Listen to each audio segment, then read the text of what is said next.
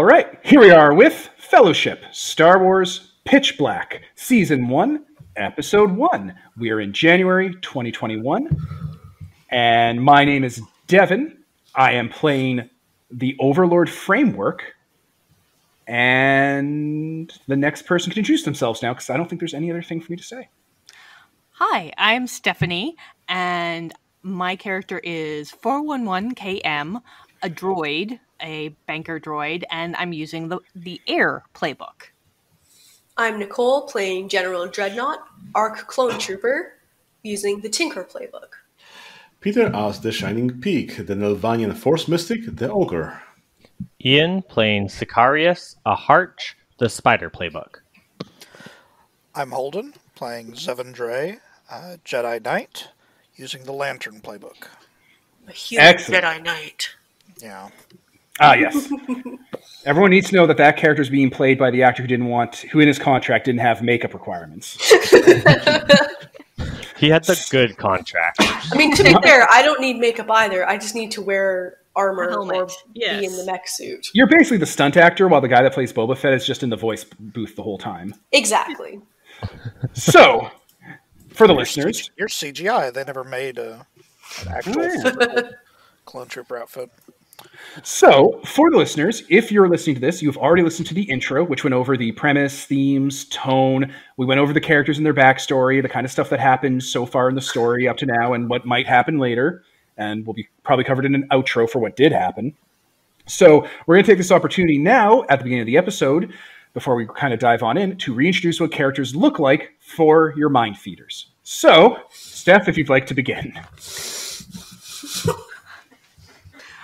Hi, my character 411KM, a droid, a humanoid droid, a banker droid. If you've seen the Clone Wars animated series, they were what were they again? They had like a little bill cap, and they were like calculators. Yes, exactly. They looked like casino bank pit bosses. Yeah, kind of a potbelly. That's what they look like. Yeah. Yeah, you're clearly made for, like, administrative work, and now you're rich. Everyone you knew and loved. Erased. Right? All right. Okay, my character is a clone trooper, which if you've seen Clone Wars, you also know what he looks like. He has... the standard haircut. Yeah, he looks basically like straight out the cookie color clone trooper. You haven't really modified yourself yet, like some of them do? Basically, right now I'm scrambling to remember what I had decided on my character. We'll come back then. It's fine. It'll come back for the time. Yeah, so whatever. He's a clone trooper. You know what he basically looks like. If I add things on later, then you'll see that. That's perfect. And of course, you're clearly voiced by Tamara Morrison. Yes. So because we can afford him for this. Usually, if we're in any kind of combat situation or anything, I'm going to be in my mech suit, which is a stubby mech. Basically, the chassis looks like an ATST. Smaller size, probably. I'm not quite sure how big ATSTs are. This is a personal mech unit, which only fits me sitting down in its controls. Stubby legs, little like clamp hands almost, but like 3 clamps. Imagine an ATST rip off the legs and arms off a Warhammer 40k Dreadnought and then stick them on, I'm imagining, right? That's basically what I was doing for the drawing. Yes, exactly. So that's what my mech looks like. I also have 2 little remote droids. Kind of look like security droids with those little like spindly legs and everything. But the probe droids. Yeah, probe droids. There we go. I couldn't quite remember their name. They look like basically miniaturized probe droids, and they help me with aiming and everything, but they're like my little kind of pets. And I also have a oh boy, I don't remember what these kind of robots are called, Devin. Commando droids. Commando droids. I have a commando droid who I defeated in battle and reprogrammed, and now he is my bud, friend, butler, pet. Squared. Yeah, so he hangs out as well. He's not really anything like other than the standard one. So, yeah. Perfect. All right. Okay, so my character is Shining Peak. She's a Nilvanian. For those that have seen Gandhikovsky's Clone Wars, you know how they look like. For everybody else, they're blue dog people with long black hair and black eyes and so on. They're kind of cute. So she's rather slim built, but a little bit of a buff female. She's got those square snail tattoos they have in their culture. Oh yeah, the ghost hand tattoos. Yeah, made by slugs and so on. Yeah. Yeah. By the way, I just want to confirm: are you from the Ghost Hand Village? No. Okay, because that village is here. Yeah, but similar fate. People got stolen and never returned. Gotcha. But yeah, she's wearing some like plain-looking clothes, and not for a like native village, whatever. Just some basic Star Wars outfits, I suppose, and.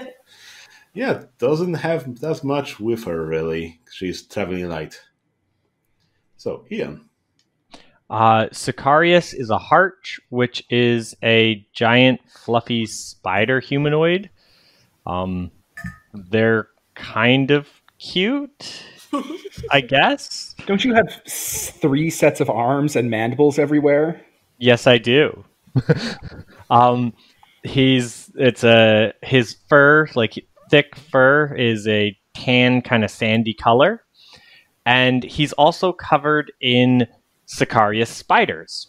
Just swarms of them cover his body. Oh god. And yeah, they just you don't notice it right away because they hide in his fur, but every now and then you can see his fur looks like it's crawling, and it's just the spiders moving around on him.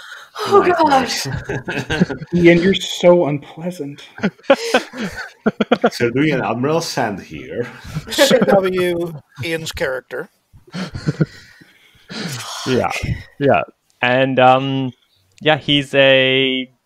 he's not Han Solo, but he's kind of Han Solo, so No, you're right, he's not Han Solo. I don't think Leia's going to be smooching him and having a kid with him anytime soon. Yeah. Carrie Fisher's like, this spider person came here and tried to flirt with me, so I killed him. I didn't like it. Won't be my royal consort. Won't have a prince with him. That's a nightmare. You've described a nightmare. I didn't realize you were crawling with spiders. Yeah. It's delightful, and you took it to that level. Is there it's a anything else you'd like to callback. add? It's a little bit of a callback to a different game, also. But so yeah. Okay. Well, that just leaves one. I'm busy staring into space in horror. Hold on a moment. This guy's like your roommate. He lives with y'all. You cohabitate with him. There's just one room with the word spiders carved into the door. No, that's not what's carved into the door. There's a room on your ship with the word "no" carved above its entrance. Yeah, exactly. No. And it's just you walk in there and it's all webs and all spiders. It's a lot. The normal person of our group. Good lord. All right, follow that one up.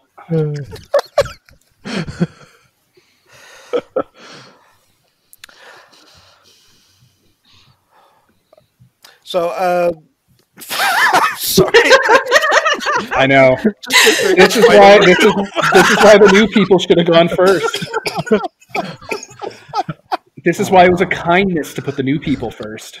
Oh, good lord.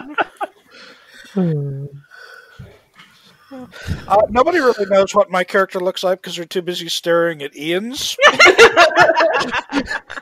There's some human. Guy in a bathrobe. Jesus Christ. Describe this human. Sorry.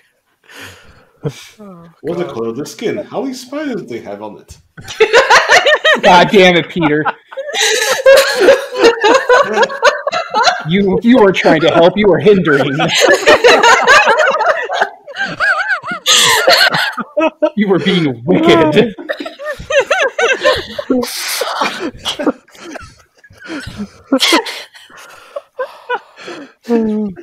We're gonna look at the iTunes review, and they're gonna be like, "This show fucking sucks." They laughed for 5 minutes about spiders. Sorry, insuling. No, it's good. It's good because he's going to be one of the 3 people who gets the inside joke about my character. All right, wild. Yeah, he's in Wildsea, so he'll get the joke. This game is also a prequel to a game he's playing in. Yeah. So good. A lot. All right, one more time. Introduce the human Jedi. Okay, Zevendray, human Jedi. Middle-aged human, not particularly remarkable or memorable appearance. Rocking the standard Jedi robes, graying at the temples a bit. Wears the Jedi battle armor under the robes. Like that pseudo clone armor. Yeah. Nice. Yeah, the stuff with like the kind of chromed rather than white buffed White? finish. Yeah. Nice. Green lightsaber. Oh yeah, there we go. I think you're the only person with a lightsaber in this game. Even the 2 Jedi don't have them anymore. Jeez. It's been a rough 8 years.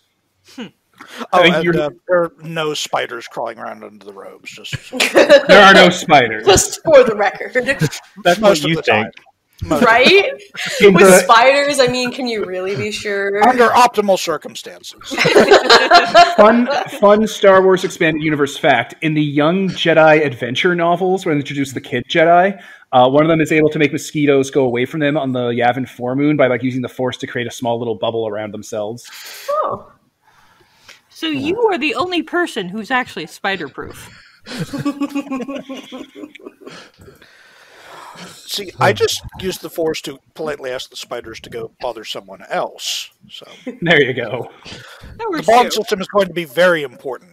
As it turns out. We need that bond intact so they'll be friends with you. If it works with the giant spiders, it will work with the small spiders. Christ. Okay, so let's dive right 411 in. stands up and like the joints open up. Oh god, right? Like just gonna be pulling spider silk out of their mouth plate. Everybody would try and come save is like, no, death forever is starting to look like a reasonable alternative. You know, let's just let the Overlord destroy time. Death cults don't sound that bad, actually. Dear Overlord, are there spiders in the Underverse? Maybe a deal breaker. Sign the galaxy. So, to set the scene as we dive right into the session, which we're going to hopefully do a bit of a short one just to kind of crash into it, the setup. You guys have all assembled together and become a competent group of people who understand that the Lord Marshal of the Necromonger Horde and the Necromonger Horde probably need to be shot and be not here, be not around, because they're turning into a crazy death cult. They want to kill literally everyone that isn't them, yeah. Yeah, they want like a burning crusade, and they'll definitely split the attention of the Republic, so the Separatists will like cause more war. It's a nightmare, and you guys are here to rectify it. There are 2 Jedi from Coruscant here. Jedi Knight Rudwargi, who is a male Gungan, and Jedi Padawan Tora Pano, who is a female human. They've been here for 8 years. Tora's originally from here, and that was one of the reasons she was assigned to this job, to come back and like have a lay of the land. You guys have gone through, you've hit the pavement, you've gone to different worlds, you've reached out to all of Kim, that's Steph's droids, Kim's contacts and influence to try and triangulate where these people are. And they've been all around this system for the 8 years they've been here, like in and out of various sites, prisons, at various revolutions or uprisings or pushbacks against them. They're a bit of a local, not legend, but like local people that everyone knows about, the Jedi that are stuck in the cage. The last bit of information tells you that this is a time-sensitive lead. They're on a ship in orbit around the dead world, the dead moon of Kirriban. This moon, for as long as the Strait of Messina has been around, has always been off limits by the various polities that exist in here. No one goes there, and everyone agrees not to go there. It's a death world. They don't want anyone to touch down or bring anything on it out on a ship. So in orbit around Kirriban, inside the Strait of Messina, which is a cage basically, in separatist space in the Outer Rim, as far from the Republic as possible, there is a ship, a Republic ambulance ship, a hospital ship that could usually crew hundreds and like be used for like a treatment and stuff. It's called the Event Horizon. It went missing about 8 or 9 years ago in battle and was thought lost, and it's here. And as far as you know, those 2 Jedi are on that ship pretty much right now. And if you get to them in time, you can get them the fuck out of here and get them to safety. The intel you have is that there's a Necromonger vessel that's going to dock with it and probably try to investigate it for whatever they do when they investigate things, because they don't really follow any rules or conventions anymore. And the people who are carrying you on this kind of small cargo vessel to bring you in close and get through blockades and move through any sort of Necromonger patrols around Kirriban, they've straight up told you they will drop you off on the Event Horizon, but they're not sticking around. They're going to bail immediately because it's going to take you forever to find them, and you got to find your own way off. The Event Horizon has escape pods. You can land on Kirriban, though they don't recommend it. There might be shuttles in the ship because it's a Republic ship, or there's that Necromonger ship that's just attached to it. In reality, you want to take the Necromonger ship because it's your ship playbook. So, Thank you for the clarification. Yeah, for fuck's sakes, take the goddamn ship. I'm going to try and cut down on the F-bombs, too, because this is Star Wars. But I don't remember what swears I should be using. So Slimo. I'm not calling anyone a Slimo. It sounds bad. Legit, I was planning on it. Well, you can do it all you want. I'm not. I don't know how I'm gonna emphasize it. It might sound awful. Down those tailheads. Jesus. No, it's probably more like Clone Wars. It's like in DS9 where they call the Cardassians spoonheads, and you're like, oh shit, racism. What an ugly thing to say, Starfleet. Anyway, the camera pans downward on your ship, approaching this kind of red and black moon. In the background of it are the sisters, those 2 gravity wells that are at the center of the star system, and they're pretty much always omnipresent. All the stars around them, their light patterns are bleeding into it, and the red sun that's kind of nearby Kirriban is also its lights being dragged in, so everything is framed in black with like white holes in it at this point. Dead Moon is there, and there it is in front of you on your view screen as the ship kind of passes under the camera, is the Event Horizon. It is a long vessel with most of its deck plating or its hull plating has been like twisted into almost Nautilus shell like fractals of like twisted metal and stuff, and sort of like peaks. Almost like if you put ferromagnetic fluid near a magnet or on a speaker and it does those weird sort of arcs and spikes. The outside of it is covered in that damage. And what looks like, I don't know, barnacles? There's a vessel docked alongside it that it looks like the docking procedures have kind of like the Event Horizon has clamped on over to it. So if you want to get the ship free, you'll have to undo its docking clamps. It looks like they're there for security in case of like an attack or to extend shields or armor plating over. The Necromonger ship looks like, a Star Wars vessel if someone ripped off a lot of its plating and replaced it with giant Art Deco bas reliefs made of steel of like people's faces and skulls and like horns and spikes and stuff. That vessel is docked with the Event Horizon. If you guys have any scanners or any way to detect life forms on this vessel, they are picking up life on the Event Horizon in different parts of the ship, moving around, some rapidly, some slowly, some at a leisurely pace. The leisurely pace is what bothers me. That's what I'm curious about. That's what we need to avoid. So yeah, all of you are on the bridge, the main characters. All of your companions are not on the bridge and are getting ready. And there's quite a lot of companions. Most of them are robots or spiders or more robots. Or robot spiders. Yeah. We'll get there. So the pilot, I don't know, what was Greedo's race? He's a Rhodian. He's like bringing the ship in. There's like a smaller airlock he's going to line his ship up next to, and like he basically has pirate docking clamps on his vessel, so you can turn an airlock into a dock. And yeah, he turns to you. All right, I'm going to bring you up on the airlock here. It's on the other side from the ship, and it's furthest away from all life signs. Y'all good with that? Very good, Captain. All right. He deploys the grapple pylons from the side of the ship. They dig into the hull and break off some of those barnacles and twist up some of those weird Nautilus designs.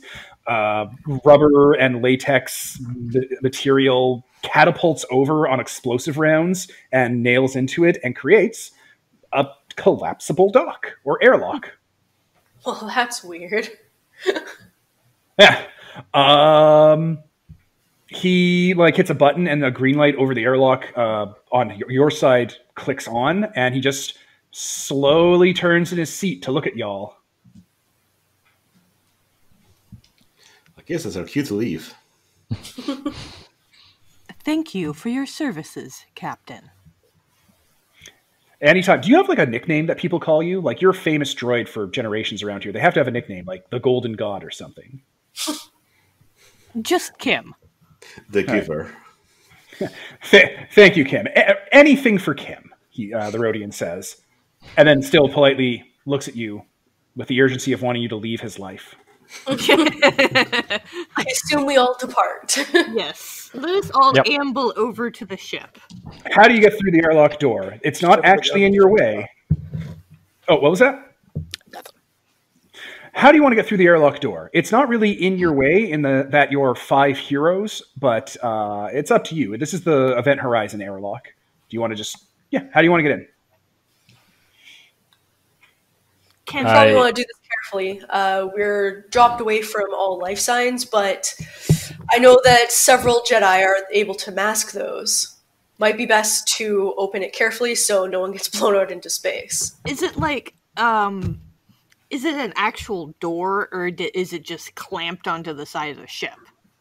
The airlock on the Event Horizon is an airlock. It's something that someone would EVA out of in a spacesuit.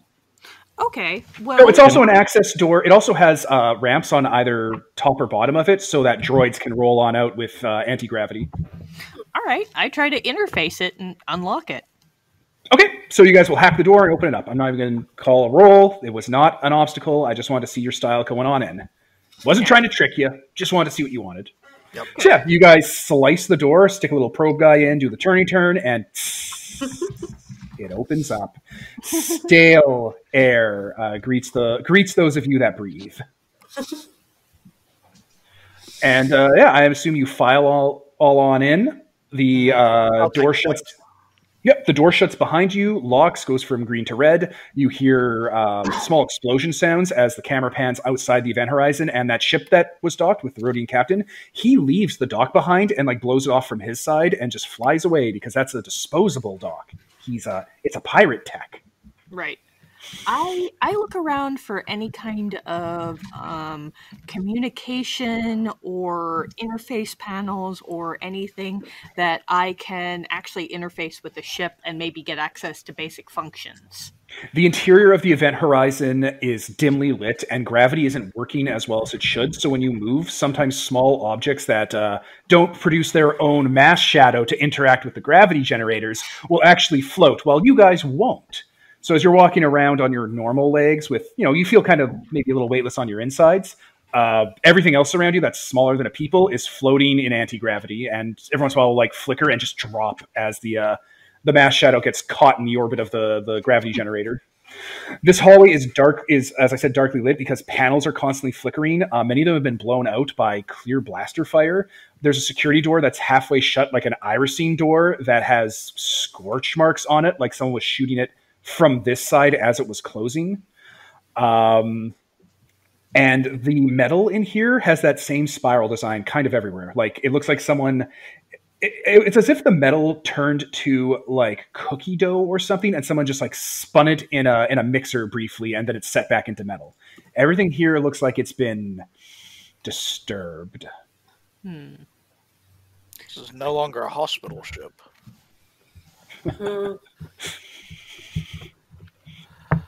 The only sounds that greet you as you kind of just sit there taking in the scene is you can hear echoing thunder and clattering in the distance, and every once in a while a weird mechanical sound that anyone mechanically inclined recognizes as the engine's trying to spool up and failing.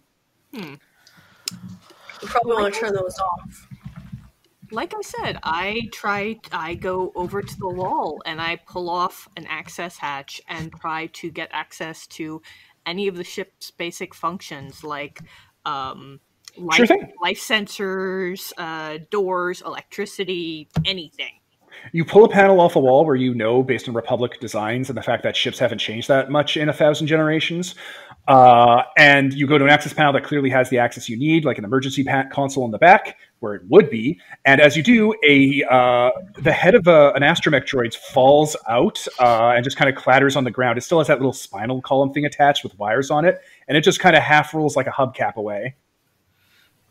I'm gonna set myself a little bit firmer stance and click the side of my mech so that my deployable droids come out.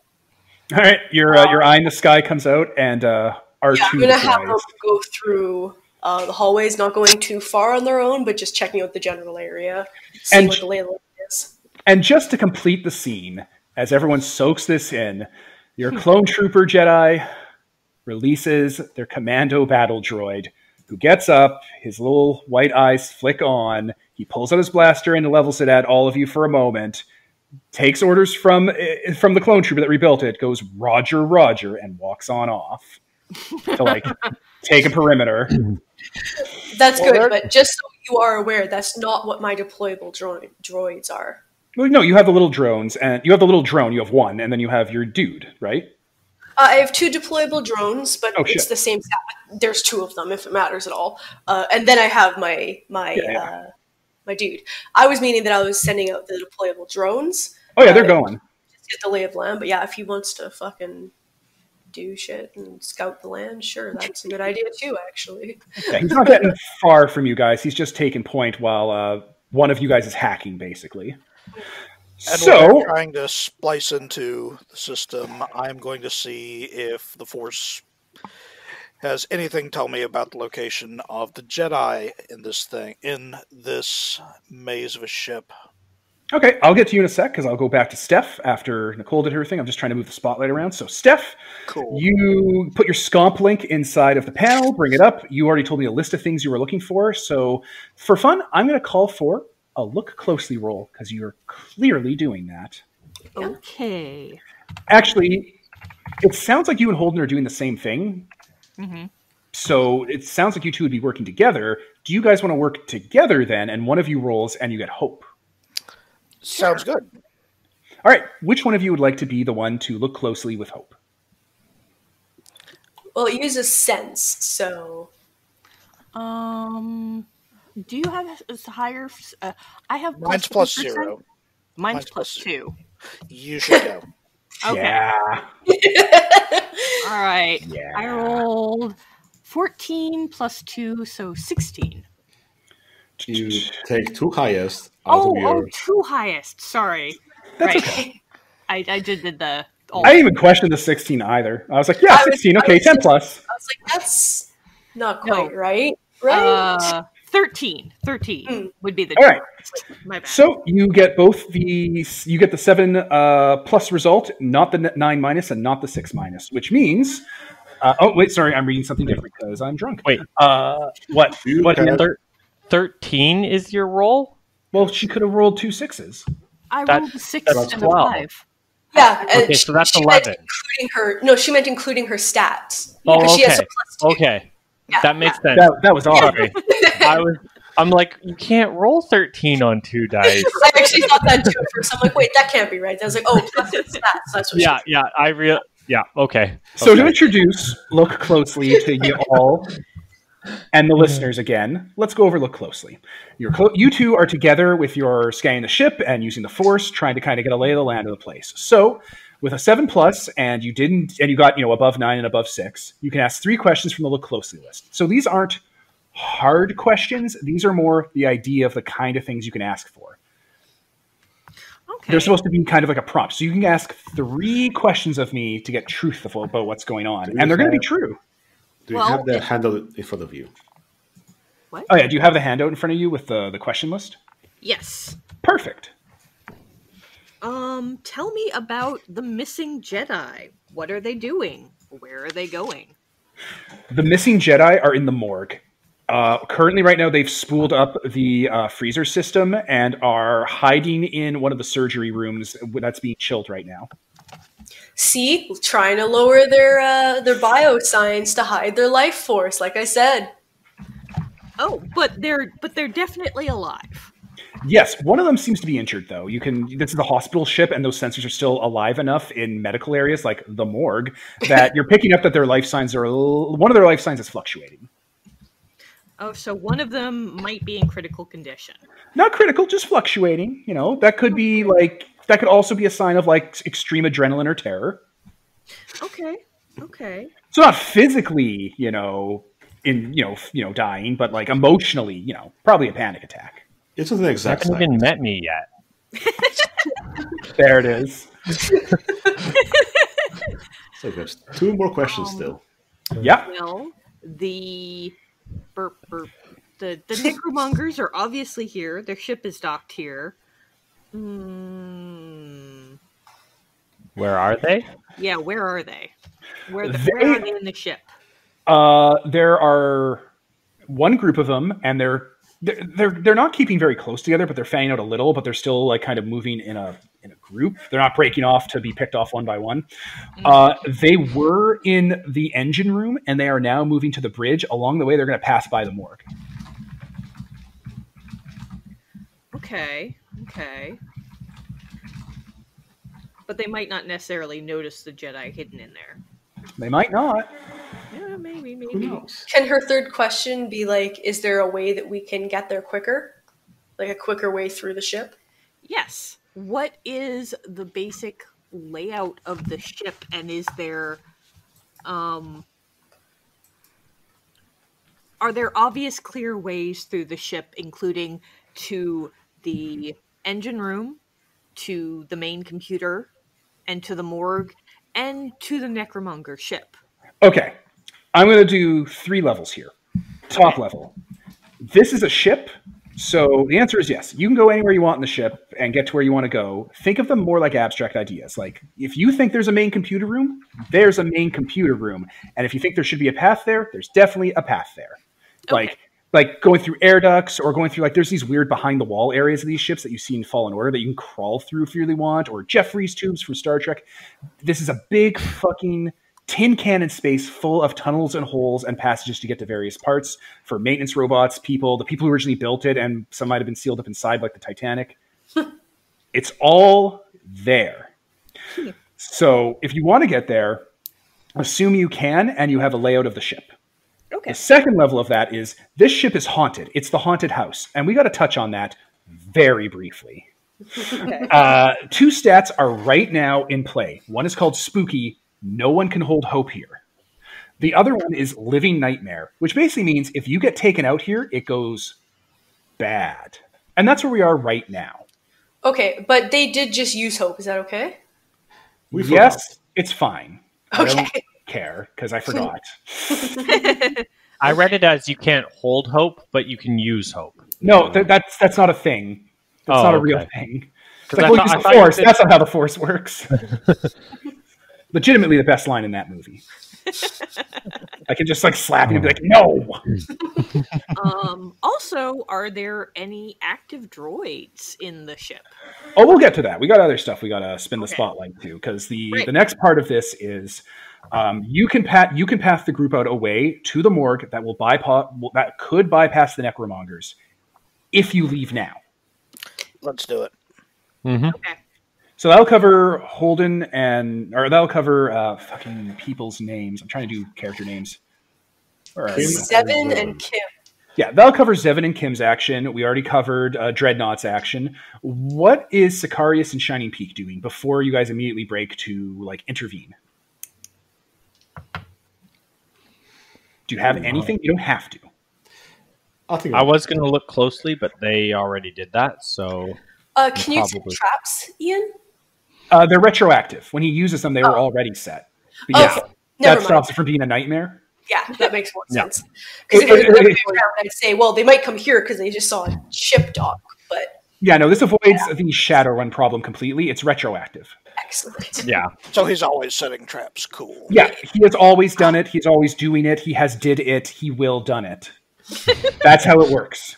He is, Yeah. as the kids say, awoke. Awake. Awake. Yeah, all the air vents are Pawan size after all, after those vampire people from Star Wars. Yes, Peter. All air vents are vampire sized. It's true. There's actually vampires in this game. Okay. So we're All right. So you tear your way through the ship to meet up with the Jedi in the morgue. So,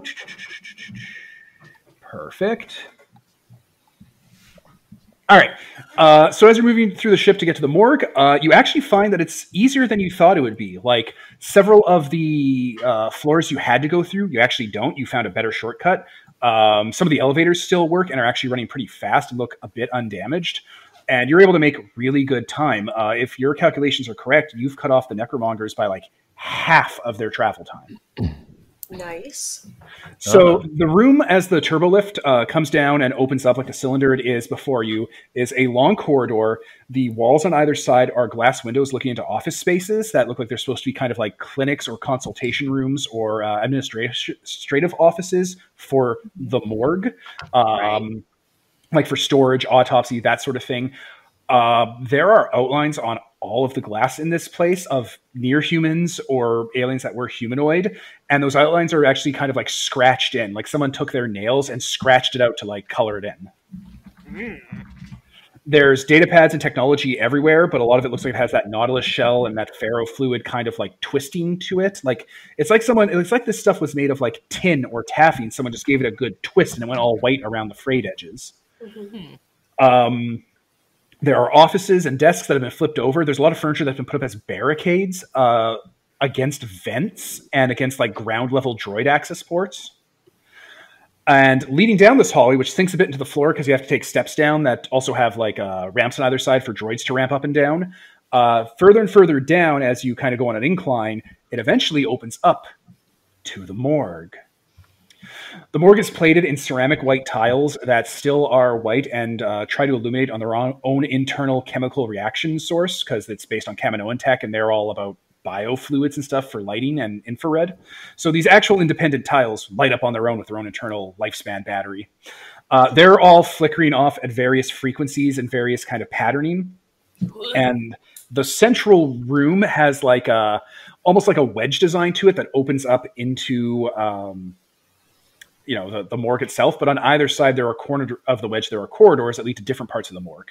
Probably maintenance ducts for like the cooling system or like the actual like backup systems for life support because the morgue needs that for various reasons because space is complicated. This is also probably where they might store the carbonite freezing in the event of like critical cases. This is the room laid out before you. If you understand your calculations directly forward where the wedge like will open up like two doors will lead into the morgue. And when those doors open, they actually block off those other two hallways briefly. Okay. If we're just going to go in, is that what we're agreeing on? Yeah, I think so. Okay, then I definitely am going to, of course, sweep behind the door as I go through. When you sweep behind the door, you find half of an R2 unit, or an astromech droid. When you say half, how does it look like it was done? Not symmetrically.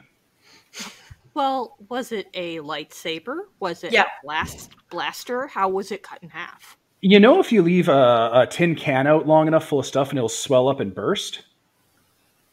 It's like that. It's like the R2's little trash can body, or the astromech's little trash can body swelled up like a lithium battery, and like oil and like motivator fluids are just pouring out of its chassis. Oh, Jesus. Oh. Poor little guy died bad. Not sure what happened here, but it might be the same thing that happened to the walls. Might not want to stay around here too long if you're mechanical. I agree, CT. Thank you. Roger. I will note that commando droid that the clone has a hole in its head that has like a metal Band-Aid pattern over it, like a metal X. It has a dent in its head. It lost some things when the clone put its brain out. It takes something from the man. It took something from the man. So that R2, that astromech unit, by the way, its color patterns and like body model number match up with the head you found earlier. A couple on the other side of the ship. Huh. Interesting. Where did we get that head from again? The entrance where you came in. Inside of a hatch, right? Yeah. Right. Fell out of a wall. Can Oh, I no, use someone look probably closely? ripped off its head to use it to hack things, because that's where its little probe comes out of, right? The Scomp link. Yeah, well, it's where Scomp Link's located, probably. They probably ripped his head off to hack with it. Quite possible. Yeah. Or for fun. Yeah. Yeah, or whatever happened to the rest of this fucking place. Loud banging sounds from above and below you rattle through the ship, echoing across its metal hull. We're inside the morgue now, right? Right? Yes, you've entered the morgue. You're at Okay. the front section where they do operations and whatnot, and then there's a back room that's cold storage. And the back room is large on ships like these because they're usually clone support ships. Yeah. That's a really dark statement.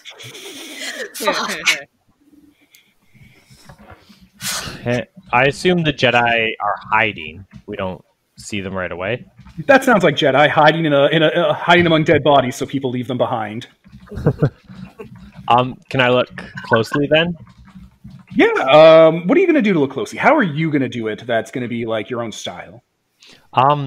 You just see Sicario. Yeah, Sicarius.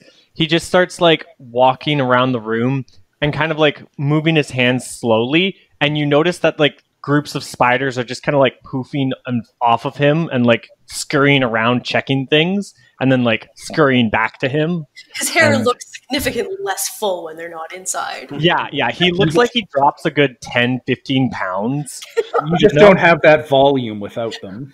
Yeah, exactly. They keep those curls intact.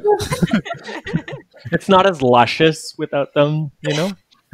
So there's a scene in Terminator 2 that was cut from the theatrical cut where the T-1000 goes into John Connor's room, and the actor for him basically said that the thing looks not from its eyes because it's made of liquid metal, it looks from everywhere. And it basically just runs its hands along everything in John's room, making a humming sound like it's trying to learn everything about him. And like the way he moves his head is because his big dumb ears the actor has is where he says he usually sees from because it's, you know, a liquid metal robot, so he'll use like the highest points to look like a slug. And yeah, he just does that in the room, and that is exactly what I'm picturing here, and it's a nightmare. No, it's terrifying. Like those of you who haven't witnessed Sicarius search places before, it's kind of it's not a fun thing to watch.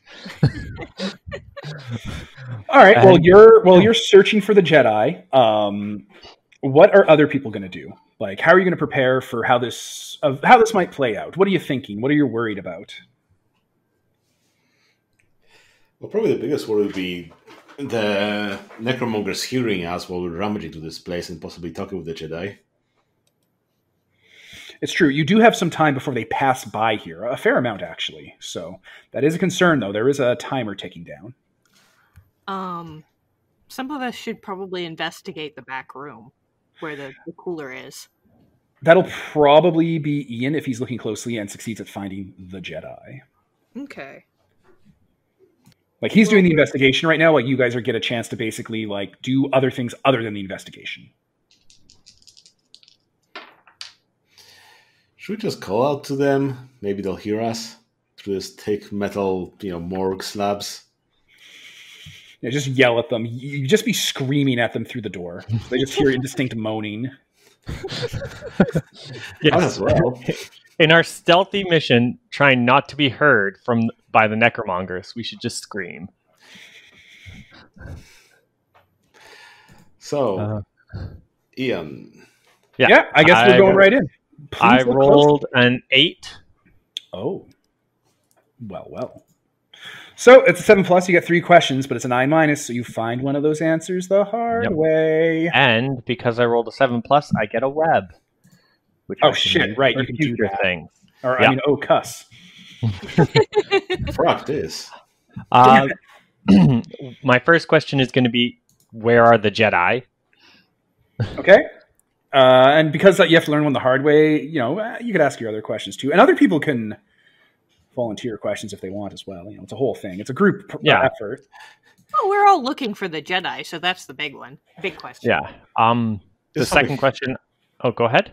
There's something hidden or out of place in this morgue. That's a good one. Suspicious. That is a good one. Yeah. So that... And then the third would be... Because we just heard a bunch of loud banging above us. Probably what was that? And yes, and below us. Probably what was the loud banging? Okay. Those are good questions. So, where are the Jedi? They're in the back room. What was the next question after that? Is there anything out of place? Yeah. Okay, so you're all looking around. You're investigating, these parts of the morgues, and there's various shelves and lockers and whatnot. When you all turn around, because you weren't looking at a certain wall and turn back, every single morgue drawer is open and extended. Oh, God. Oh no! And they weren't before. Are they empty at least? That wasn't me. That wasn't me. You all took your eye off that wall. It was closed and everything was fine, and now it's open. Oh wait, them being empty could also be bags. That means whatever it was escaped. Oh no. Is it spiders? Is it more spiders? No, it's not me. I swear it's not me, you guys. Not me. And that sound that you heard that you'll find out the hard way, I'm going to hold on to that until the hard way needs to come up. Okay. I'm just gonna Snapchat that one for later. So good. You have a good idea of where your Jedi allies are. Just beyond that door. I'm going to open the door. All right, it is locked with security blast doors down. I'm going to look at one of the droid or tech people. Let me take a look. I think either me or Shining Peak should be able to handle this. Yeah. Oh, well, Hey, I go over... Peter, do you have a power that lets you burst through walls? Yeah, so after trying to open the comms panel, I just dig my claws in, just rip it open with my uncontrollable strength of an ogre. Can you do it quietly? No. I'm dangerous. Everything Shining Peaks does is dangerous, which means it's an area effect and it causes collateral damage. You can hear the iron. Well, I'll try to open the door first. Cool, it's going to cost something from you. So whoever can make a move to succeed or pay a cost with their gear, do it. Oh god. Well, I was going to say, I was already saying that, I am opening the door with the strength, and I can always pay a price by causing some collateral damage, so let's have that. Oh, yeah. Okay, so you look at the door, and it just starts ripping itself open because you're a psychic? Is that what we're doing? Well, I'm mimicking the thing, so I'm actually grabbing into it and, pulling it apart, just, Oh, that's worse. Okay. So, yeah, so she physically does the motions. Even though her physical form should not be able to do these kinds of things, which kind of makes it scarier. Yeah, Shiny Peak walks up to the control panel, I think you said, and you just start to peel it down, and the metal is bending and twisting, and there's sparks coming off of panels, and there's resistance, and then you just grab the manual release and force it open in one go when you're supposed to usually pump them with pneumatics, and then you just rip it down, and the door just tears itself open, and a lot of the gearing gets stripped, and a lot of the system just starts to fail, and it opens forever, like blast doors sometimes do in Star Trek when you shoot them. I'm gonna kind of raise a salute to Kim and be like, "Great having Jedi on your side, eh?" Look, sir, we might find more of your people in there. Your commando droid says. Yeah, you know what? I'll log their tags. Because it's a morgue. I'm thinking R2. For reference, listeners, because I know we've done it in the intro, R2 stands for Roger. It's R exponential. Yes. Okay. R squared. Okay. Yeah. Good old R squared. She's already made a noise. I guess I can start screaming inside, "Hey, Jedi, we're here to save you." You hear the telltale hum of a vibro sword going active. And anyone who is force sensitive picks up malicious intent. So that's how we do it. Okay. I'm gonna straight up say, Wait, sir! We said you were here to rescue you! And hope that he recognizes my voice. Stand If this down, is the Red Jedi, Wargy. he should, right? Who said what? Because everyone said something at once. What I said is I'm going to say, wait, sir, we said we're here to rescue you, hoping this actually is the Jedi, and that he just got spooked, and hoping that he'll recognize my voice, because, I mean, come on. You're a clone. Exactly. horrible. So that he'll know that we actually are on their side, not just random dudes. Oh, they're not worried that you're random dudes. They don't fear the unknown in this scenario. I'm going to step up into the doorway. All right, as like the trooper yells and like you two enter on in, you hear someone almost start to say they're trying. It's like, don't listen. They're trying to sound like people we knew. And then a Jedi Knight walks in with a clone trooper. The morgue situation when you guys get in is dire. There are no lights on purpose, basically. So when you come in, light floods in, and various ones of you have the ability to adjust not there being light, including people who are magic and robots, and see in low light vision because they're spiders. Yeah. Yeah, all of us can do that. That makes I sense. have dark side. Exactly. Also, you're magic, Peter. You're the lantern. Light is kind of your deal because you took lantern light, so darkness can no longer harm you. So you guys stare on in, and the first person that's the most prominent is, I guess, a woman who's in her, I guess at this point, early 30s to late 20s. I'm Not so when she glad started. you mentioned her age. Well, So it's right? like, she's been here for 8 years, but then also she was from here, but then also was taken away from here and trained as a Jedi for a while. I'm like, she can't be that young. She has to be at least a full, like, grown adult at this point then. She is the age that you would expect her to be a knight at this point, but that's not how it works when you're stuck behind enemy lines for almost a decade. Yes. So she is in a classic Type 1 lightsaber form pose with a vibro sword that is covered in fluids. Like, just various fluids, mechanical and non-mechanical, and, like, it's sparked up. She has blonde hair, I think green eyes, and the clothes she wears looks like a cross between, like, mercenary battle armor, a flight suit, and, like, patched up, like, clothes. And she looks a little bit haggard. Behind her, leaning against a wall with a blaster leveled kind of at stomach section at the door, is a Gungan with darker amphibian skin with like spots on it, and he's wearing like rags. They're just rags. Is he a kind of red tinted or a green tinted kind of Gungan? I said brown, Okay, brown. Sorry, I didn't like sandstone, or not sandstone, but like a darker brown stone color. Okay. And yeah, from what you can see of him, like you can see his face, his floppy ears, his eye stalks, his hands, little nicks and scars, and what looks like actual heat created brands on him. And you know this guy, Zevin, or Dre. You know him. He's a Jedi. You've met him before. That's Ruborgi, and that's his Padawan, Torapano. From the way he's holding his leg, you can see that he has a brace around his knee. Beatings Padawan. We're here to help. She disarms the sword and, like, sheaths it, essentially, quickly. Oh my god. So I guess she doesn't say oh my god, but she says... By the Force. By the Force, because that's the word we're going to use now. Did the Republic get our message? What? No, I am sorry, Sir Jedi. We have not received any messages from this sector. She like puts her hand in her nose and like pinches the bridge of it. Oh. Why are you here then? Not to be ungrateful, but time is of the essence. We have not heard any messages from you or this sector in 8 years. So after some disastrous and unfortunate uprisings in the area, we have come to investigate. Outside of that, I'm going to say outside of that, the Jedi Temple sent me and Master Dre here. Not Master. Master. People say Master Jedi all the time. Okay, yeah, me and Master Dre here. If it's good enough for Supreme Chancellor Palpatine when he talks about them, it's good enough for you. Okay. Yeah, sent me and Master Dre here, along with some compatriots didn't make it, Locals. to investigate when you hadn't come back in so long. Rudwar gets up and kind of ambles over and like puts a hand on Tora's shoulder. It's like, it's okay. We need to talk about this. There's a situation unfolding here that I don't think you're properly apprised of. It has gotten terminal here in the sector.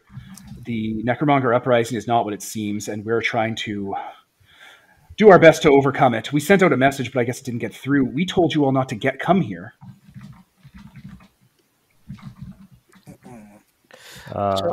Question. I have a med kit. How long does that take to... If it's slow, it takes, I think, between the scenes or something like that. Otherwise, Yeah, if it's slow, it's not something you can really do.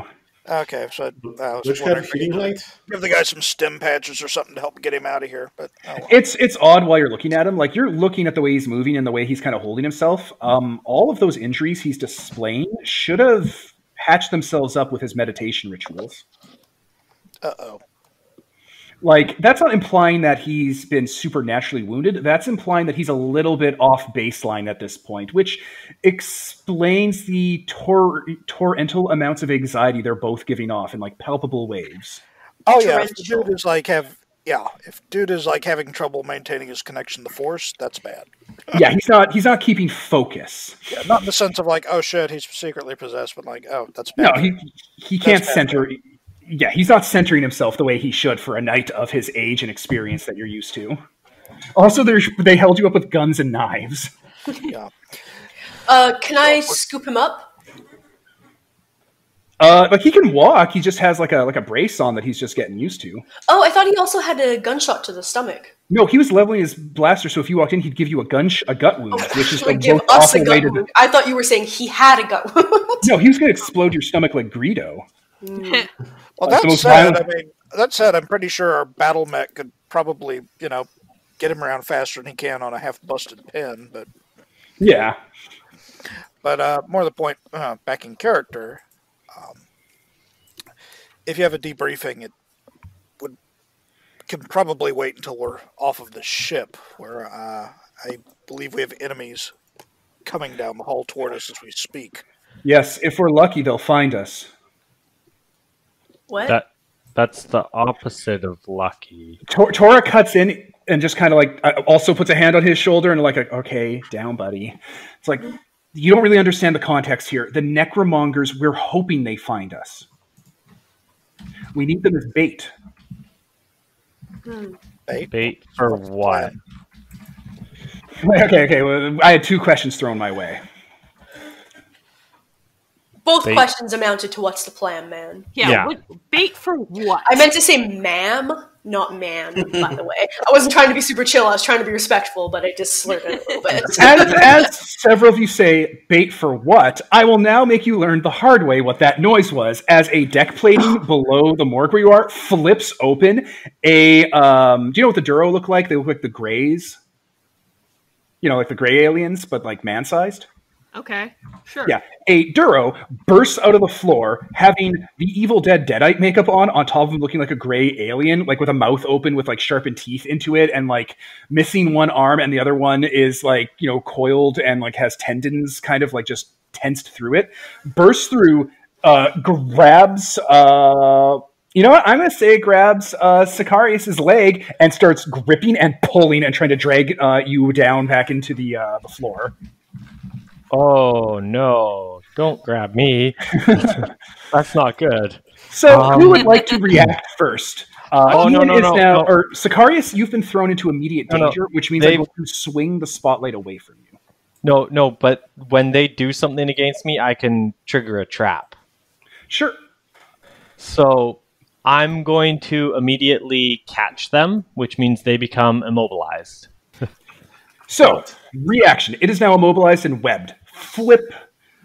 It is still flailing and gripping onto his leg, though. That is a problem.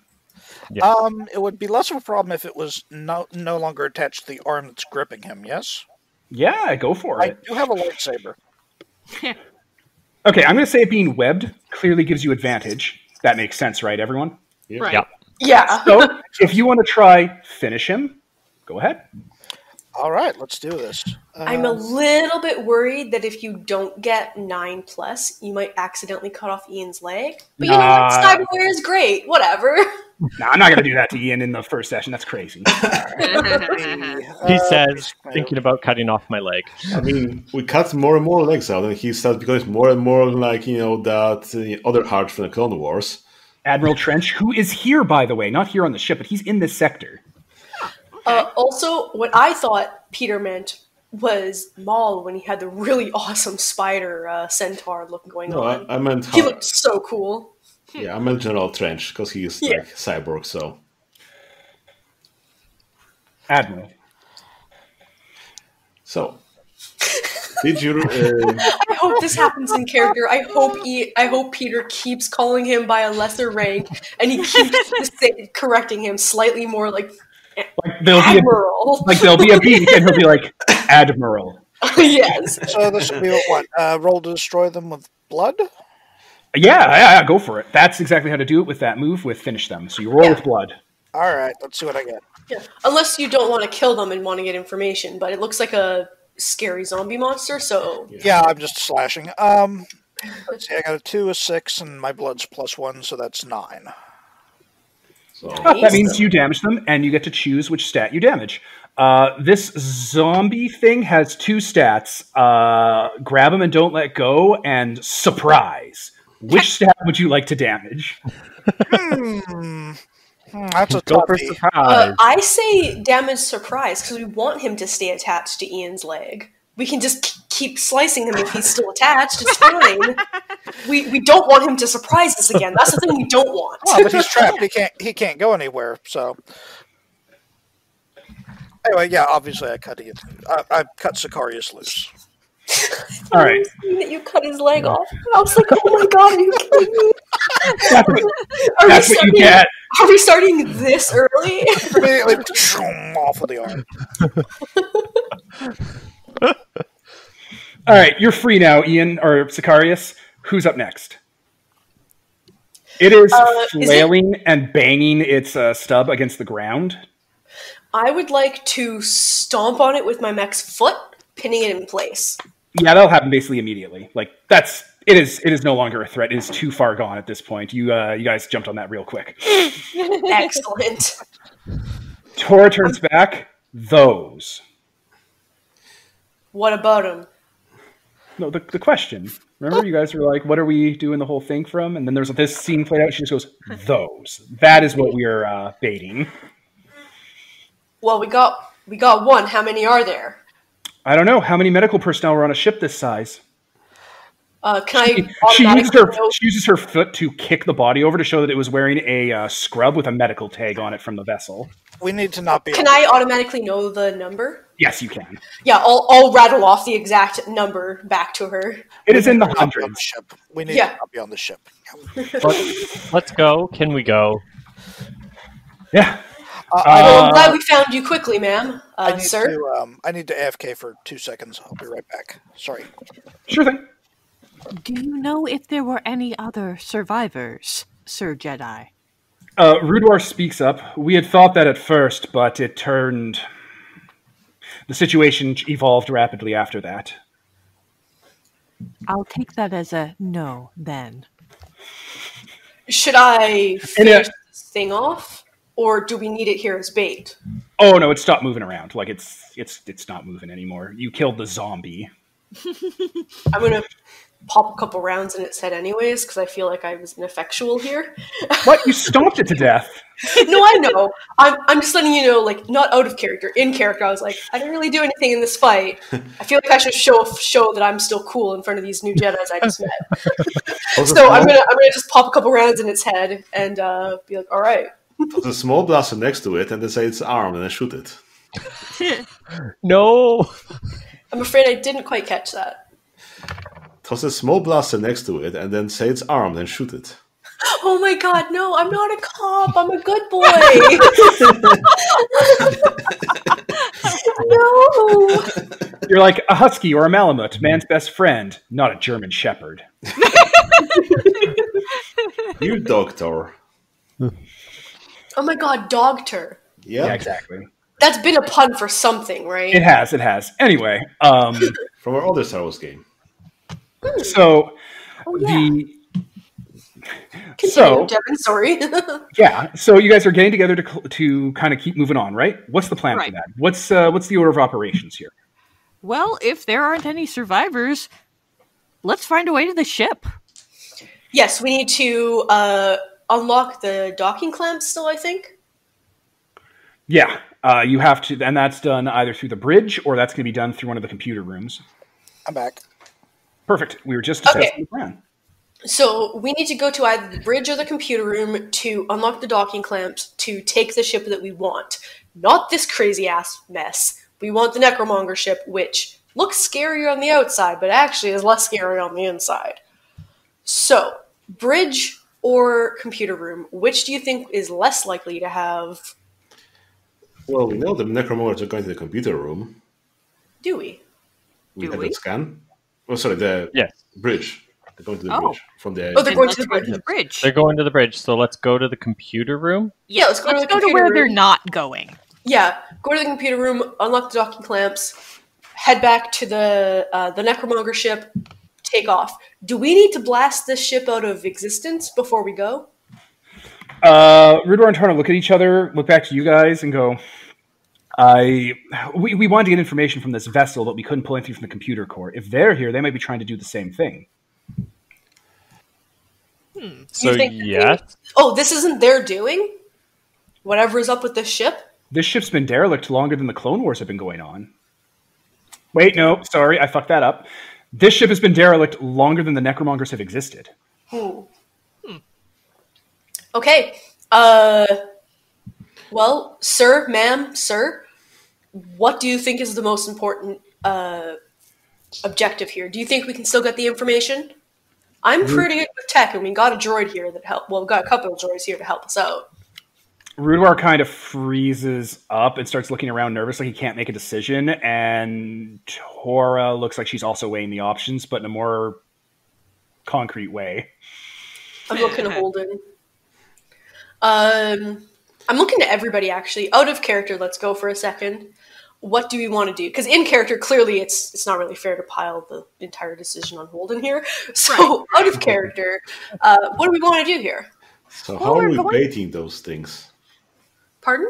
How are we baiting those things? We don't need to bait them if we're not going for the computer core. We can just avoid them, take the ship we want, and leave them here. Or blast them once we're separated. Or we might need the computer core as well because it might have information on... Sorry, what do they want? Information on what happened to the ship, maybe? What exactly are they here for in the first place? Why Yeah. are the Jedi here? Yeah, okay, so Tora kind of lightens up when you start to actually ask questions about that stuff. We thought we could find we think this ship is linked to the birth of the Necromongers and the ascent of their Lord Marshal.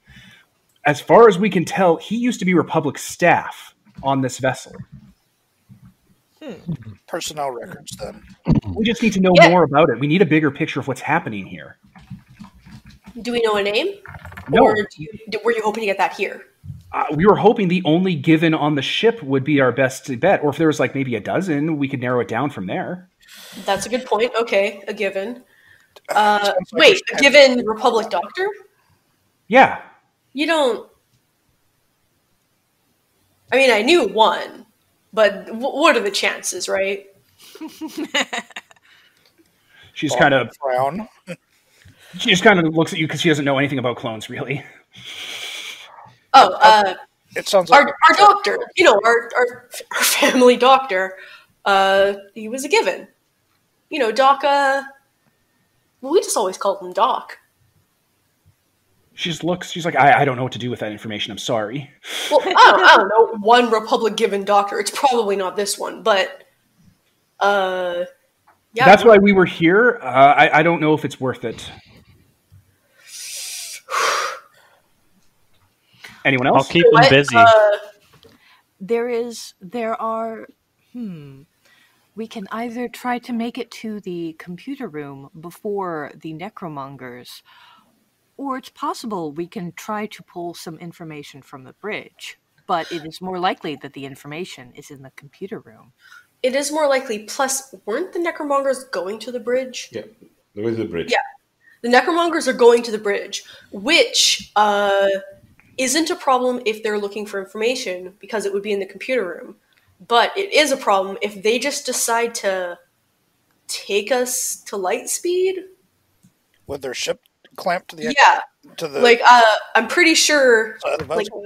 maybe it'll be stable. I don't know too much about. That would destroy the ship attached to this one if they tried to take it to light speed. That Right. engines sound like they are not going to power up, according to my calculations of the sound of the engines.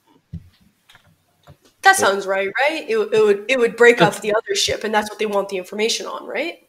I mean, just to put this forward, like I think your droid might speak up, like R2. Mm-hmm. The ship attached to this vessel is made of garbage. How high value could it be? See, they don't care about that ship. They only care about this one. So they might just go to warp with it attached if this is what they were looking for. Take it back to their boss or whatever, right? We might need to take them out before they take this ship where they're trying to get it. Why not let them gather the information, then extract it from them? They're softer than metal. I don't say anything, and I wait for anyone else to say I'll- something. I need to remind you, this droid is a war criminal droid because it was built by your mortal enemies. I'm willing to keep them busy while you guys get the information. It sounds as though our best bet is to try to make our way, is to move quickly and with purpose, do the data archives of the ship, see if we can get anything, and then get out of here. Okay, so it sounds like Sicarius, you want to keep them busy. Do you need support, or are you better off going on your own? Probably better off going on my own. Do you want me as backup, or anyone else? I could come Yeah, as backup, I'll- but I could stay back if you need me. I can rely on you. I'll take some backup if you're What's your willing. trick, Sicarius? Do you have something against a group or an army or something going? No, I get a lot of bonuses for keeping people busy, so it's good for me. I Okay, think so I it think sounds I like you're actually splitting- also. 1 second, let me look at my stuff. I think I have something where I can lure people who are guarding something away, but I don't know if that's true. I don't know if I It sounds like you're splitting off into two teams. Yeah. Yeah. One of Perfect. us to keep the Necromongers busy / kill them. I mean, whatever. And the other half to get the information we need. All right, you all agree on it, sign off on it, and as you're about to leave, you notice that body you guys stomped, the zombie, it's gone. Even though I shot it through the head? Yeah. Oh no. Well, You know that Just- because Rudebar makes a sound, like a yelp sound, and when you all look around, the body's gone. He's like, "Oh no, no one was watching it." And Tor's like, "They don't know. You gotta watch the bodies." Did the spiders eat them? it wasn't me, you guys. I mean, not you, but We need to go. Okay, what do you mean we need to watch the bodies? They'll vanish if you don't. Well, you can't just keep watching something forever. What if you blink? What do you mean? I don't know. Do you have any thermal detonators on hand? I mean, yes. Then she just kind of makes a look at you and like makes an open hand motion. And it's like, we have to go now, though. Okay. Let's move. This is not safe anymore. So basically what you're saying, destroy the body, you're good. Don't destroy the body, and it disappears? Something will take them, and that means the thing that takes them is nearby. Oh, fuck. Okay. It's I don't know. attracted by bodies. It's attracted to bodies. Let's go then. Yeah. I assumed we were going as we were talking, by the way. I was just standing there refusing to leave. All right. I was going with you as I was asking questions, because... Like, I'll grabbed onto the front of the mech, and we're just like dragging it down the hallway. My character can only talk or walk. I cannot do both. Lady. You're like, I got 8 legs. I mean, come on, it's hard to coordinate. Okay, you guys head off into your two different directions, and you end up back in the morgue. And the interior of the morgue's been changed around. Doors that were open are closed, and doors that were closed are open. Lights that were on are off, and lights that were off are on. And the furniture here has been rearranged, and some of it's been stacked like a poltergeist. Sir, it looks like some it looks like the Force is happening here. I'm gonna need some guidance here. I'm gonna look to all 3 of the Force users, but mostly, obviously not the Padawan. Mostly Holden, mostly Tora. Jordan and We took the Tora Pano will remember that. right. And I'm looking to all 3 of them more than the other players, but her slightly less than the other 2. You have the helmet And on. it is fine. It's actually fine that she'll remember that because, legit. I believe in rigid, structured. She's one more tick closer to evil cyborg territory. No, I forgot you put that in the document. You can't. You can't tell me that it's my fault if she turns evil. That's so mean. That's so targeted. If it makes you feel better, it's preordained. It There's does make nothing me you could feel do better. ever. It does make me feel better that it's preordained. Don't tell me there's something I can do to change it. Don't tell me there's free will. She's going to be evil. The game is running concurrently with this one. Don't try to trick me into feeling bad. Feelings. For not I don't want to coddling care. her. Okay. Fuck. So, how many marks does this ship have, and where have we taken the wrong turn, Sicarius? According to the layout of the ship I accessed, we took the right passage, but we ended up here. And you went in 2 different directions. Oh, yeah, that too. Well, 2 wrongs make a right. I just apparently. imagine my droid said that back to her. R2 said that to her, and you went in 2 different directions. She's like, oh yeah. Sirs, ma'am, anyone? You hear whistling. What kind of whistling? It's a tune you remember from Camino. Okay, so it's like a person whistling, not like a fucking... Okay. Yeah. Down the hallway, you can see illuminated by one of the tiles in a clone trooper janitor outfit is a clone trooper, like one of the janitor staff for the ship. His back's to you, and he's just whistling, cleaning. Can I look closely? You don't mean 99, do you? No, I don't mean 99. I would mention if Igor showed up. The Hunchback of Camino. Wow, that sounds really bad when you take it out of the context of the Hunchback of Notre Dame. My bad. Can I look closely? That's just saying a move. You got to tell me how you're doing it to trigger the I move. I know. Looks like a full spider or something. So it's a... yeah. Sorry.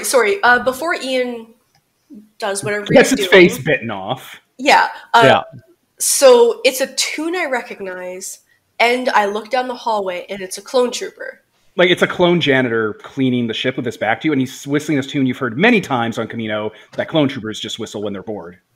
Okay, but also he's being very nonchalant for such an alarming situation, so that's going to set me off to not fall for whatever the hell this is. He would have been on the ship for over 10 years alone, mopping. I mean, maybe he went crazy. There's a- clean enough for that. Yeah, there's a maybe he went crazy. There's a single spotlight illuminative above him that flickers every once in a while. Oh no. I don't know what the lesson I'm supposed to take from that statement is, Devin. It's creepy as shit. Well, yeah, it's creepy as shit, but Sicarius my is character's gonna... not going to fall for something like that. It doesn't He sound right. loves his job. I motion that we should head the other direction while keeping an eye on him. Yeah, Sicarius is gonna throw some spiders that way to just kind of see what's going on over there, and start walking backwards in the other direction. Yes, other direction's good. I like that direction. Tora and Rudwar, for you, Zevin, they basically with the Force gesture above the door that thing's about to wander when it cleans, and that's a security door, and they basically highlight the joints on it, like the security joints, and they both kind of at the same time nod and start to slowly reach up to get a grip on it to rip that door down onto this thing. Yeah, let's do that. It doesn't cross the threshold, so eventually one of them's going to panic and just bring it down just to seal the door. Now, I have a question. You said that only Zevin can see this? Yeah, Shining it's Force Peak can't space. see it? Yeah, sure, Shining Peak can say it too, but they didn't. Okay. gesture to Shining Peak. They're trained Jedi. They all know how to talk to each other with the Force, basically, and do like... Okay. I just wanted to be clear whether they were intentionally excluding her, or if it's just she doesn't know how to read what they're saying. They are intentionally excluding her so far as if you speak a different language in front of someone who doesn't speak that language, you're excluding them. Okay, so, yeah, it's not malicious or anything, it sounds like. No. Okay. But that's what's about to play out. They're going to slam that door down. Yeah, does that count as using my wall power? No, Christ, no. Okay. Wait. Not at all. So the door is the door to the morgue? It's one of the hallways. Well, basically, it's not to slam a blast door down, yeah. Okay.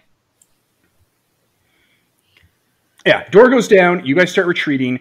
As you turn around, that janitor's there. His face looks messed up, and he tries to grab one of you. He's going to go straight for...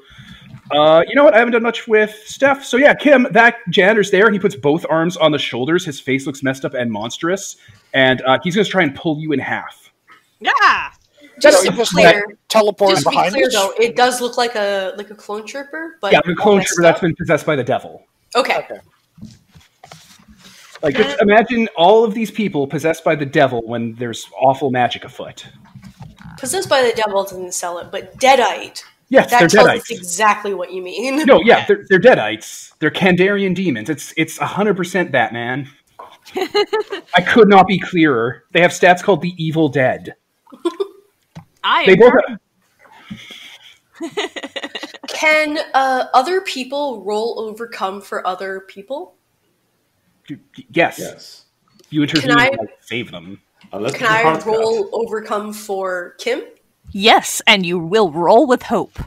No one has hope aboard the Event Horizon. I have a power! Damn it! Yeah, it doesn't work. No one has hope on the Event Horizon.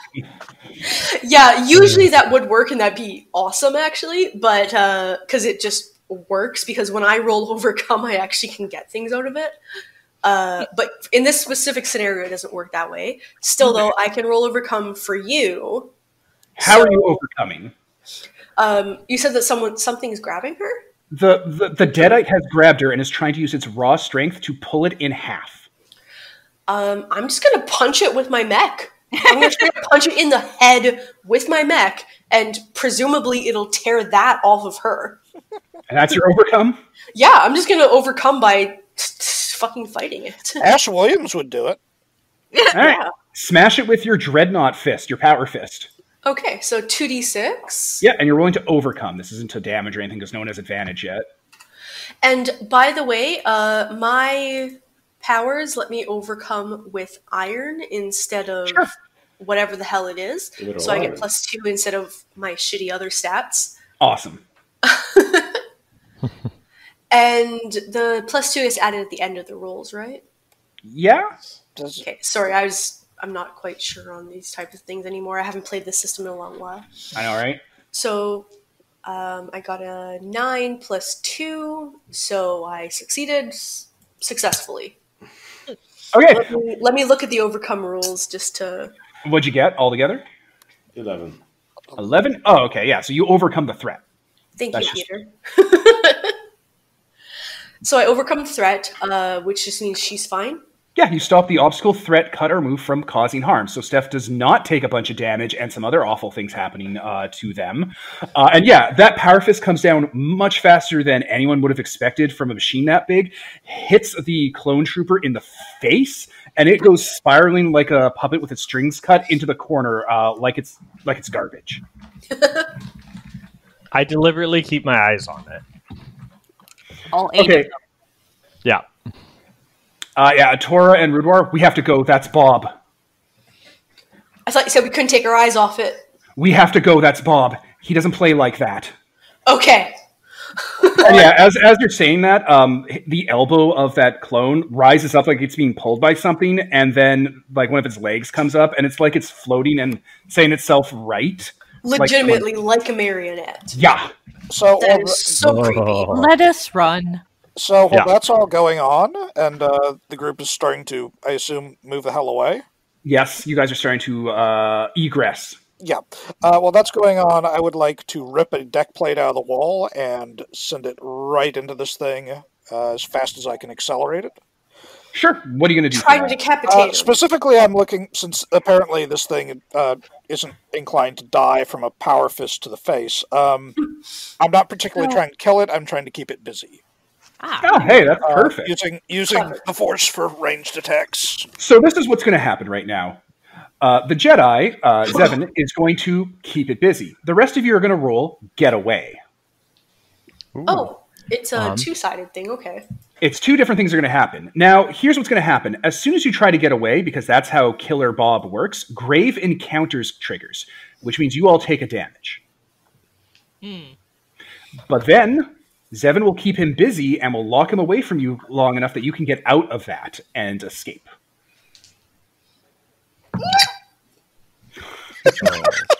I know, right? Can't help it.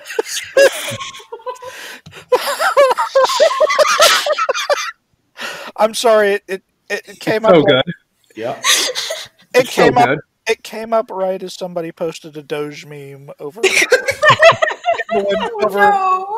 in the Discord where I have my roller. So. Oh no. Yeah. So, who wants to go first? Getaway or keep them busy?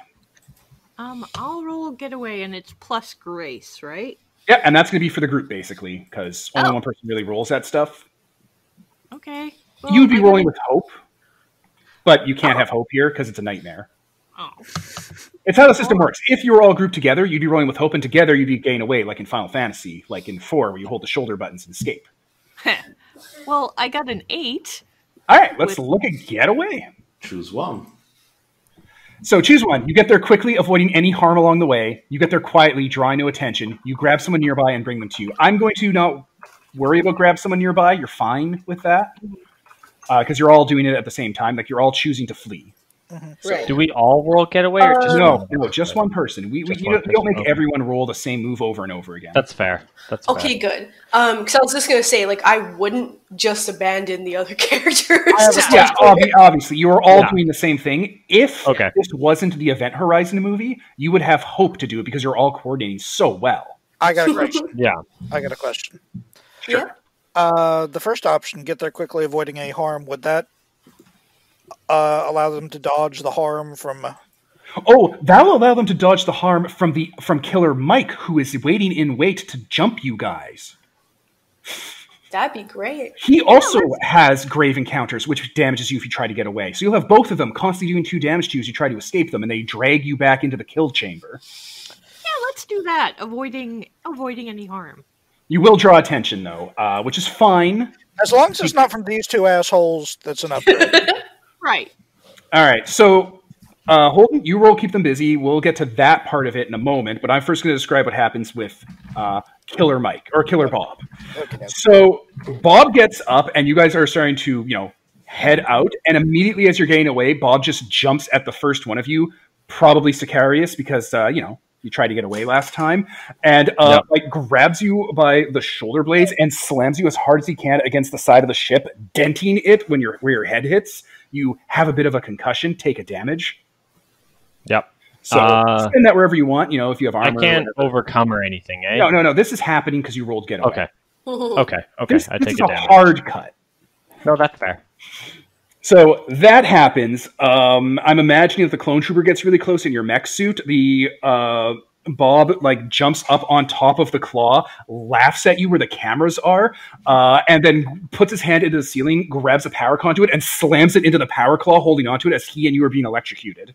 Nice. Take a damage. Now, I didn't actually roll overcome yet. You're not rolling overcome. You're not rolling anything. No one's rolling anything except Holden to keep him busy.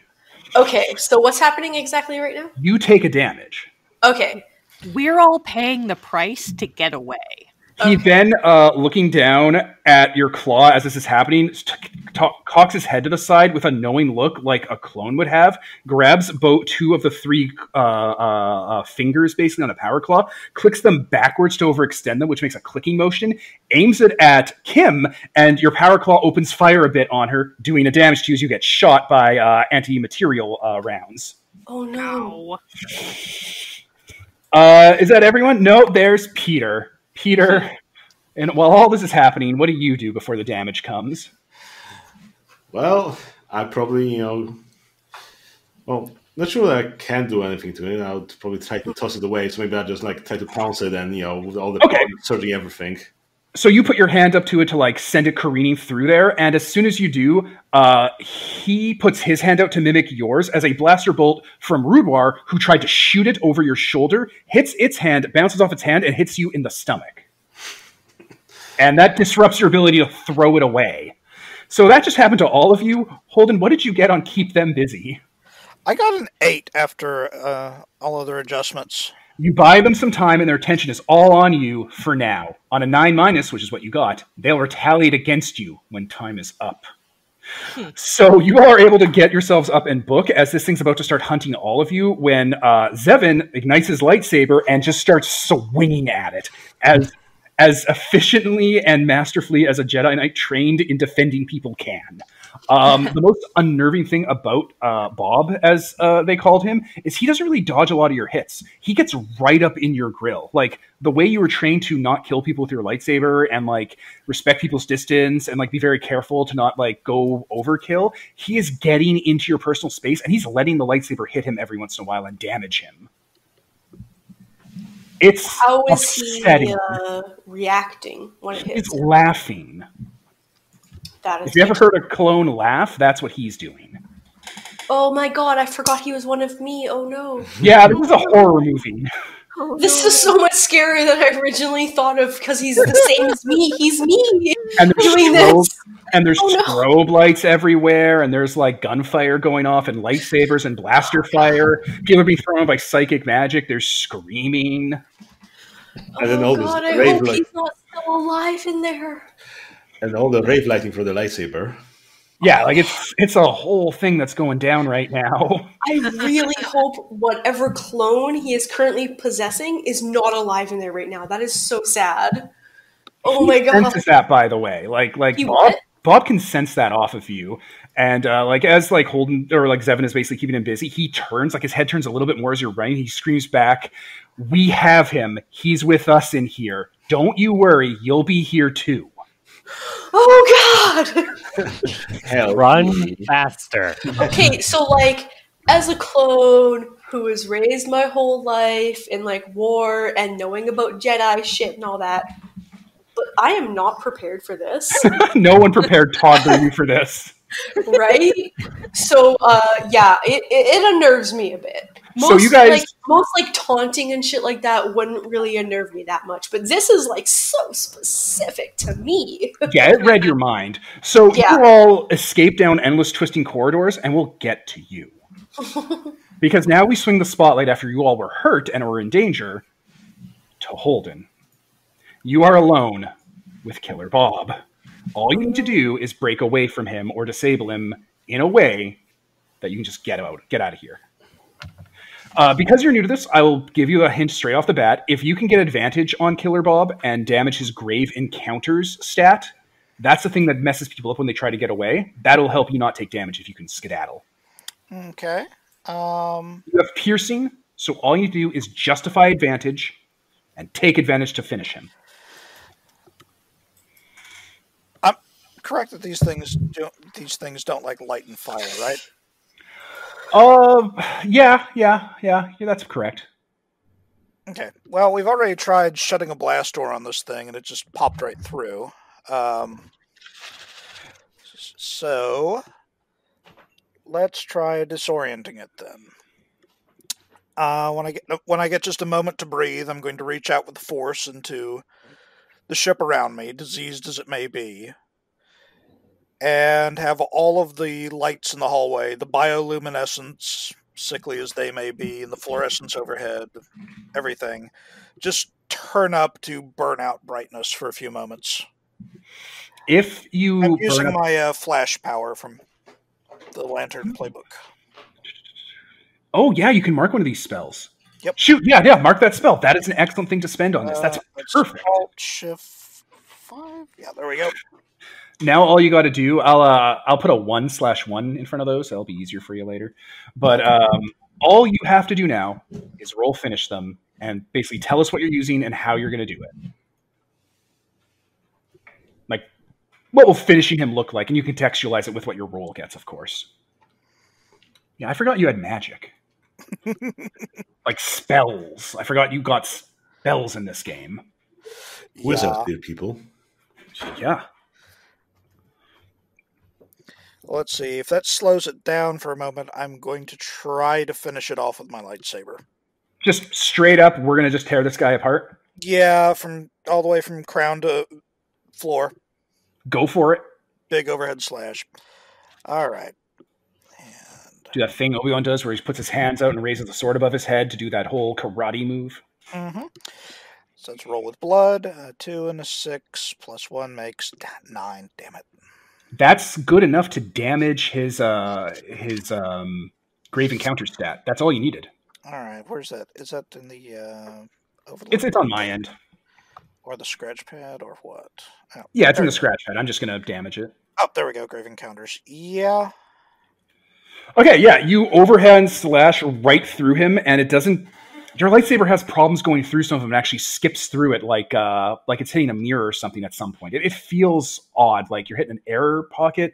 It's hard to describe it. His viscosity changes as you're going through some of him. So at some points it's harder and some points it's faster, and then your lightsaber just goes all the way through. The blade just passes through. He's damaged, and he backs up laughing and just starts yelling again in that clone trooper voice. And is looking like it's going to comport itself to try and launch itself at you and get you into a mortal grapple. So I am now telegraphing you a cut that's coming. This thing's going to try and ruin your day. You can respond to that cut with any option you want, attacking it, overcoming it, maybe trying to talk it down. But the option I would recommend is trying a getaway and fleeing. That's the idea. Can I just use the force to shove him down the hallway and book it? Try and make it link back up with everybody else? That would describe your entire getaway move. Cool. Let's do it. So yeah, roll that. Let's see where it goes. Righto. What the hell is my grace? I know I'm front-loading a lot of moves in this first episode to you, the players, and also the listeners who might, like Powered by the Podcast and Fellowship a lot. We're trying to get into the groove of things again and remember how this all works. I know I should be a little more lighter on the moves, but it's fine. Oh, that's my very worst stat. Cool. That was and 4 and a 5, so that adjusts out to 8. 9. No. 4 and 5 is 9, right? Yeah, but I'm -1 for my grace. Oh, fudge muffins. Yep. What does that mean? 7 to 9. Yeah, 7 to 9. You get to choose one. You get away avoiding any harm along the way. Easy peasy lemon squeezy. There you go. You don't always need a 10. 10's great, but you just really need a 7. You're good to go. Mm-hmm. All right. Yeah, under 10 is what we call compromise. And by we, I mean everyone else. It's what I call failure. But I mean... So yeah, you send a wave of pressure down the hallway and throw them off balance, and then you do that thing they do where they speed the camera up to make you zip really fast, and you zip on out of there. All right, you all meet up in the endless hallways that don't match up to any of the blueprints you have. And as you're walking through, the hallways are starting to twist. Like the actual deck plating and the corridor you're in is slightly twisted, like it was manipulated or odd. Like the geometry is not matching up what it should to in here. Like the TV in Control? Like the TV in Control, yeah. Like the Minecraft television. Yeah, I thought so. Okay. There is someone in this hallway. You go through like what almost feels like this exact hallway a few times, even taking like left and rights and turns, and eventually you see a human or a near human in skull armor sitting down, its back against the wall, rocking its head back against the wall over and over again. It's a Necromonger. Yes.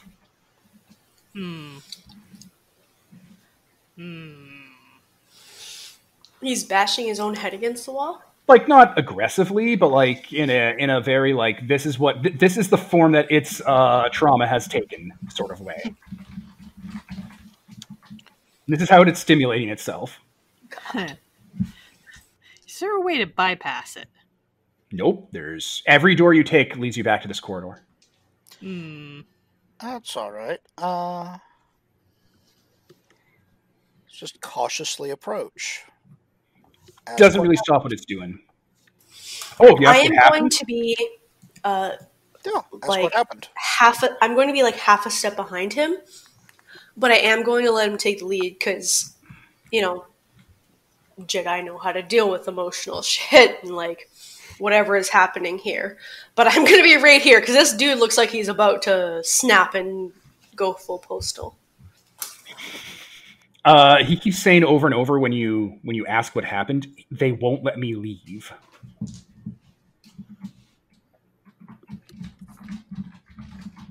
There's just a banging sound. He has a helmet on.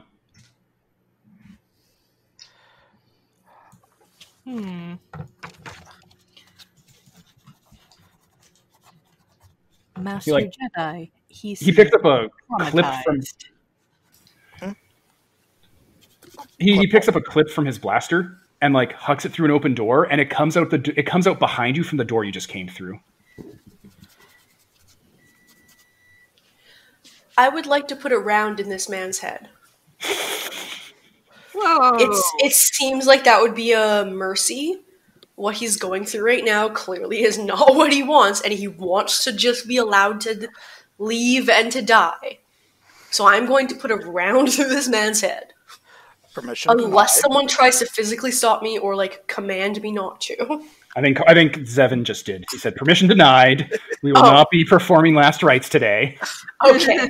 Like you saw, that's actually fine. I just want to be clear. Like I raised my blaster, being like, "I'm gonna kill this guy because he clearly wants to die." How that and you seems straight played up out. said permission denied.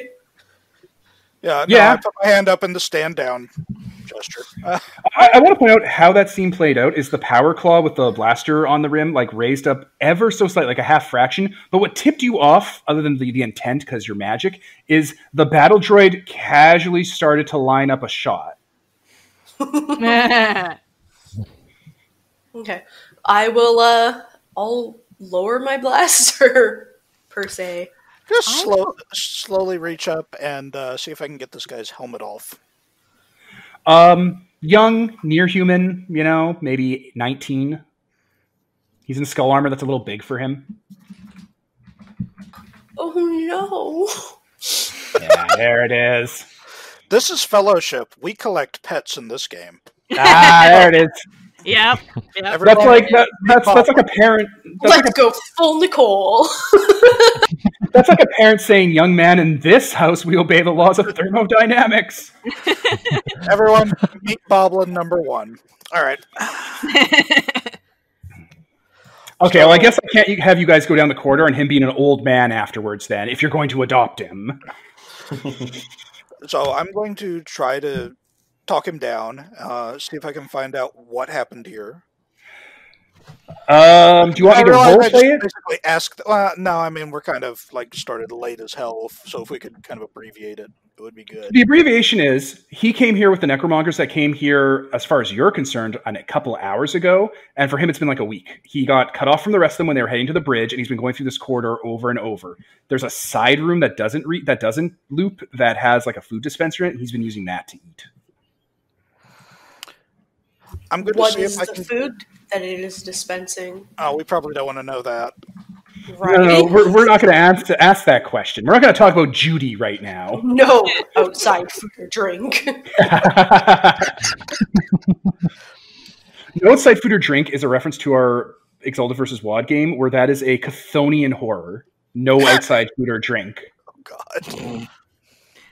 I'll be doing something while he's talking to the young necromonger, but you can get back to me once he's done.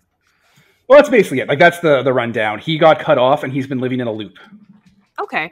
Well, I'm going to look closely and take the blaster canister that he tossed away and start tossing it methodically at different angles in different ways to see where it goes and how space folds around us. There we go. All right, then. So, who else is going to be... Is anyone else... Clever. I'll look closely with you. So you're going to, like, use, I don't know, spider webs maybe to, like, Yeah. whatever that guy's name was, Mazo, who solved the Minotaur maze? That was Yes. his given Greek name, right? Mazo? Yeah. Yes, Sure. we'll go He's with not that. an elf from Disenchanted. Oh yeah, we were in a maze and we have a guy who can just lay as much spider web as he wants. He literally can. Yep. Like, And we all have spider web goods also. yeah, like he has a power where he's always making spider silk. Like, he's the custom move weaver. He can produce, and the word is infinite silk rope. Yeah. Infinite. Yeah. I'm just always making rope. All right, I'll just state this so the spotlight can get the hell off me and on those two who are doing something useful. But my basic idea here is I'm going to try and get this guy back on his feet and talk him into coming with us to find a way out on the grounds that he's wearing an enemy uniform, but we don't leave anyone behind to suffer. Like, when he gets off, he unclasps the armor because it's heavy, and he's like, I don't really care about this, man. I just wanted to be a pilot. Poor Boblin. He didn't want to be a necromonger. Really fucking fast, dude. He's actually going to be Boblin. If he says that, I'm straight up going to say, well, welcome to the rebellion, son. Sorry, there are too many W's and R's in there. It fucked me up. Inimical. Spits out a spider in the middle of the sentence. Welcome to the rebellion. Ian, what the fuck? He's like, hey, just puts his helmet back on, sits back down against the wall at that point. Yeah, my character just walks up, pours him a glass of spiders. Here you go, welcome to the rebellion. Let's face it, are you a demon sent to punish me?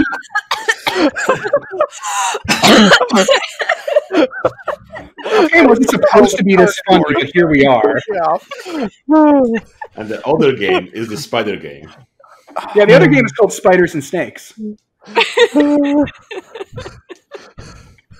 Okay. It has its work cut out for it, that's all I'm saying.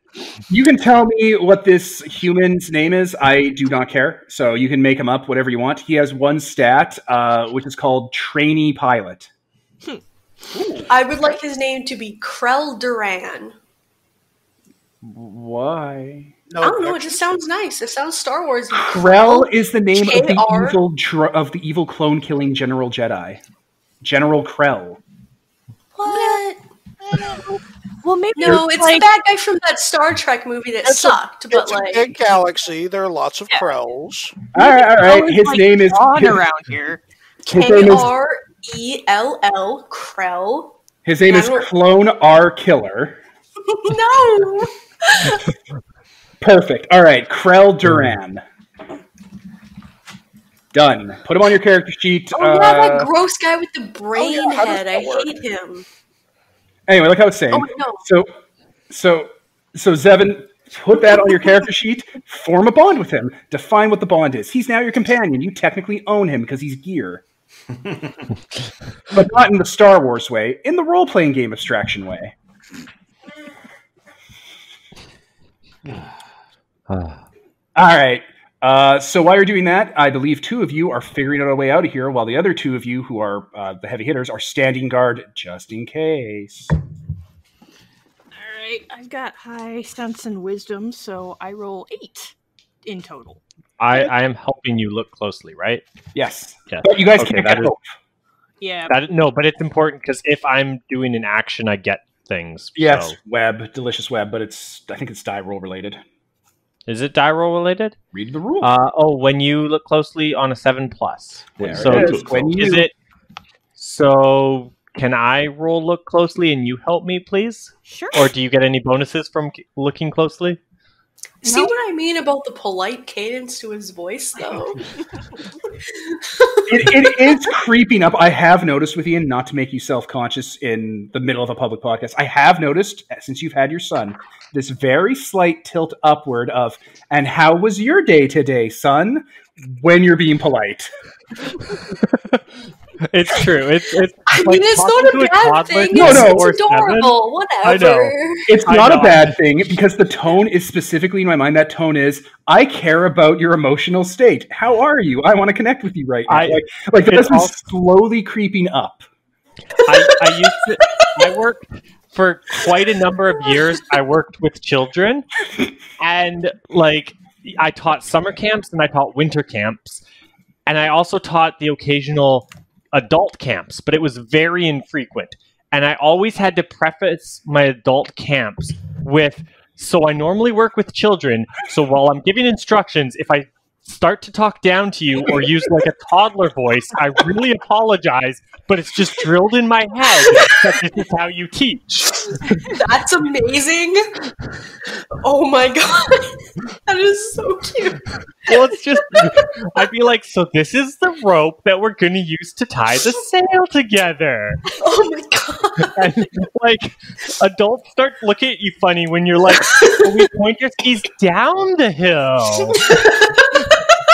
French fry pizza. Oh my god. So yeah, bringing us back to investigating the warp in I space. rolled a 10. I rolled a 10 on look closely. God Oh, nice. damn, that's good. All right, well, in that case, look closely, Ian and everyone else, because you're all a part of this. 3 questions.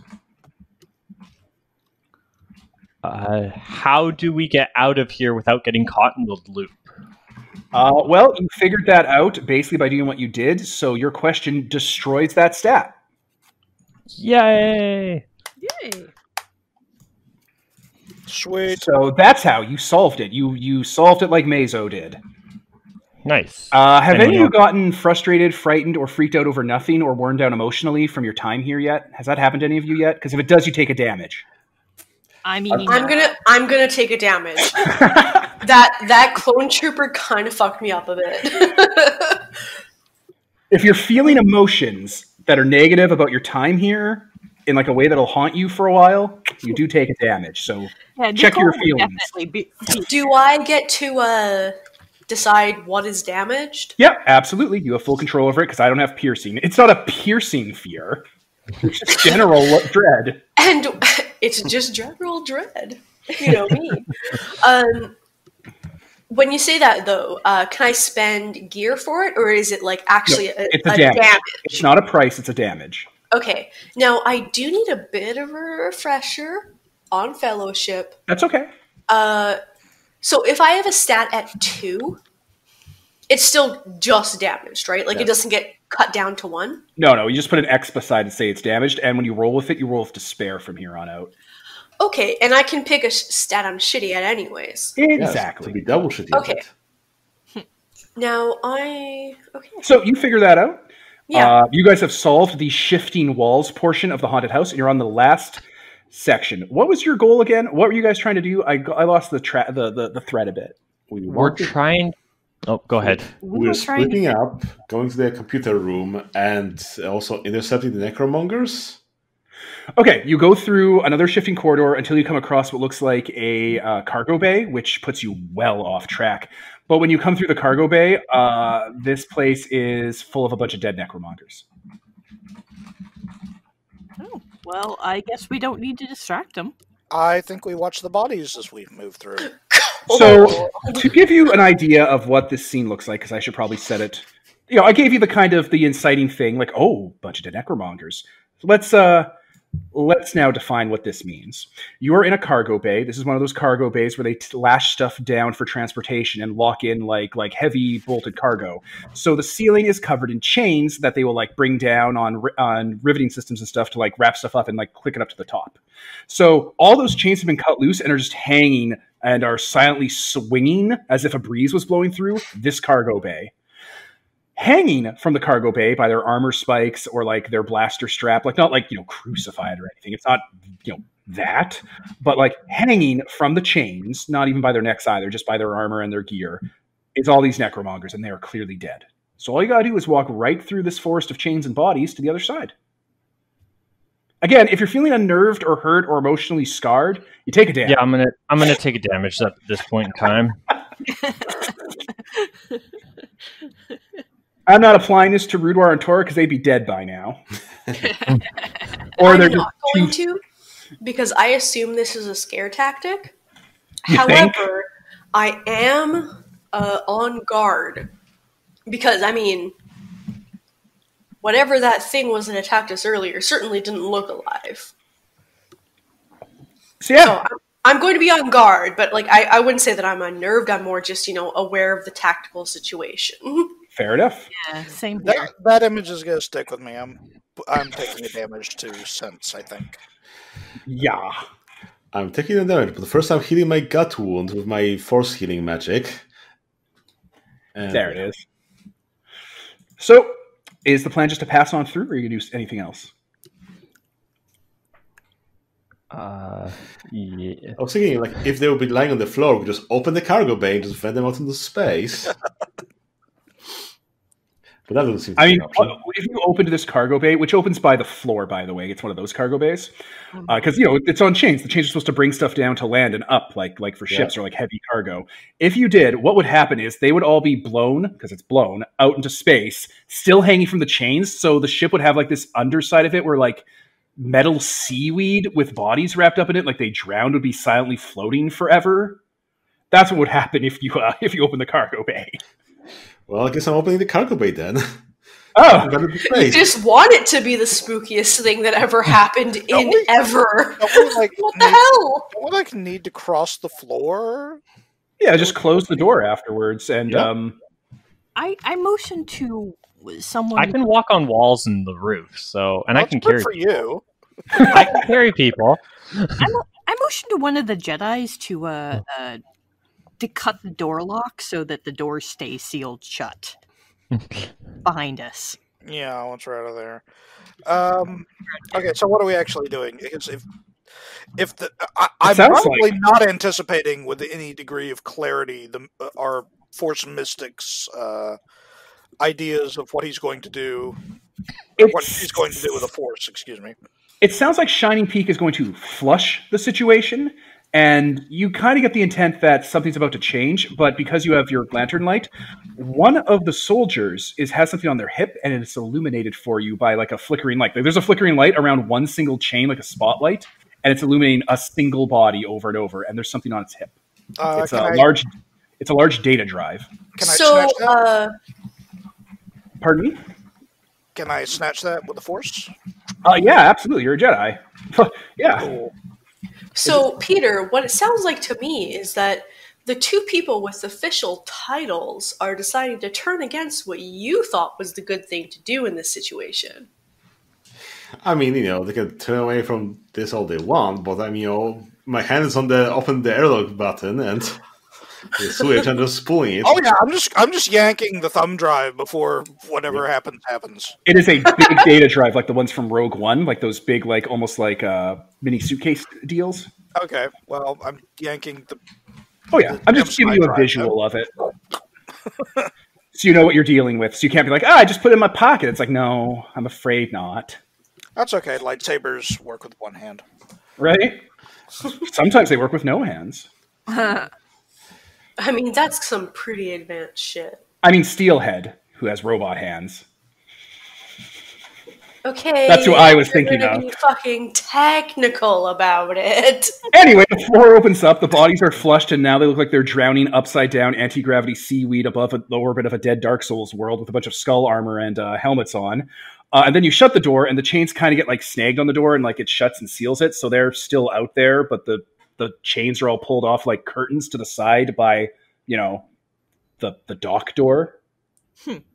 There, problem solved. Just continue walking. I have a feeling this is going to be of importance. Yeah, you guys want to look at that data drive? Yes. Can we? Do we need a machine? Yeah. You have droids and power mech. You have like 8 droids around. I have to remind you, Holden. You have like 5 droids around you right now, and a mech. Yeah, I have a coterie of droids around me. Steph has 3. I just shove the drive into Steph's character then, or here. This is your thing. Chunk.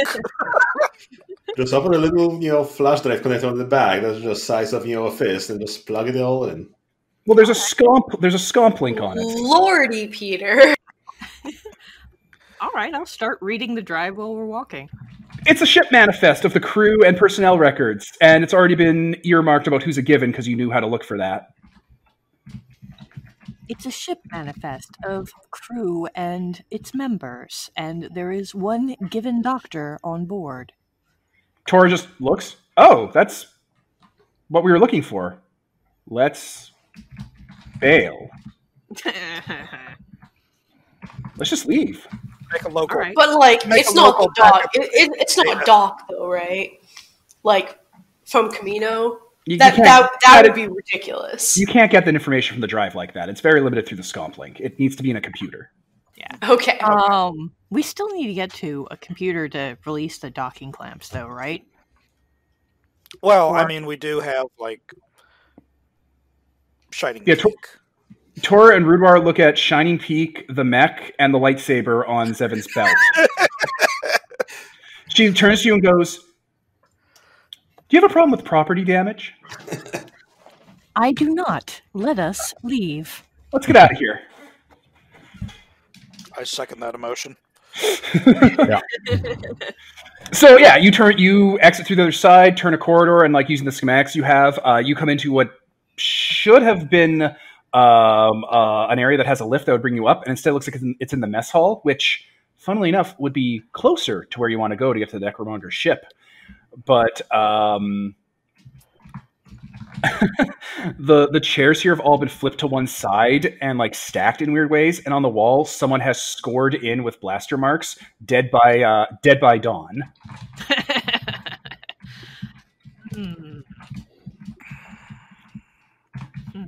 Well, good thing there ain't no suns around here.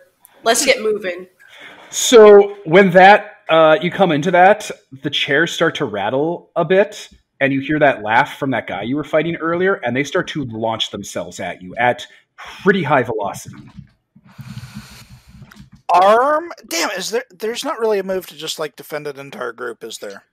Overcome, and actually Peter has a custom move, or like a playbook move called Defend the Little Ones that allows them to be pretty solid at that. The dwarf also can do it too. It's a very cool trick some playbooks get. You said it with such finesse. Defend the little ones. I see today's the day where we all make fun of how each other talk. Well, thank God this is an Epoch World style game, so I just have to say what I want to do, and then the GM has to figure out what move that is. So well, I'm gonna tell you what the situation is. So you are now in the get out phase of the haunted house, the last phase. Oh, joy. When you find what you came for, as soon as your goal is in sight, all the things they were afraid of happening happen all at once. The haunted place is done with you. Get out or die. So first, Inimical turns on. The walls, the floors, the doors, and the air itself is out to kill you now. When anyone uses a move that does not get away or overcome, they must pay a price. Those are your two options at this point. Evil Residence. The way out is full of monsters. When someone enters a new room or area while trying to leave, they will always find a threat from the scourge inside of it. This threat is hostile and means to prevent your escape. So, to be clear about how my character will be proceeding, because considering this seems to be a retreat situation, my character will always be on the end of the retreat. He'll always be facing the enemies and making sure everyone else retreats before him. So I won't be really rolling get away so much as overcome for whoever fails their rolls. So y'all roll get away all you need. I'll try to overcome any problems you have with that.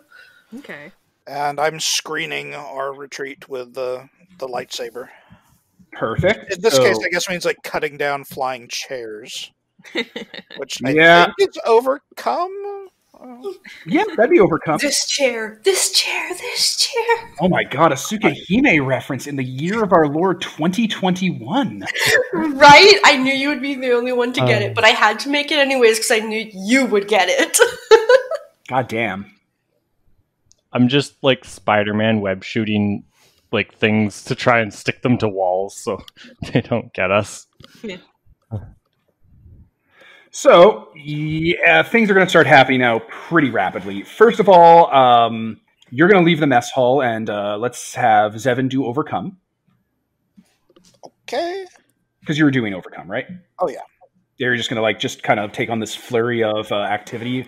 Poltergeistian threat. And that is a 13. Yeah, all right, yeah. Right. Okay, the Jedi with the one Nice. Jedi with the one functional lightsaber in this entire system definitely shows why they still have their lightsaber, putting Tora and Rudwar to shame. Ouch. Right? So yeah, using the force, sword techniques, mobility, letting them smash into each other, you're able to kind of draw the attention away, and you guys get to the next room. The next area you're in is a turbo lift that will take you up to the level of the ship where the Necromonger is docked. So as soon as you enter this lift and it closes and starts going up, you start to hear banging on the ceiling immediately. Oh boy. That is the telegraph. Make your time. React. Is there a hatch so Yep. that I, including my mech, can get above the lift? Not your mech. Your mech can barely fit in here.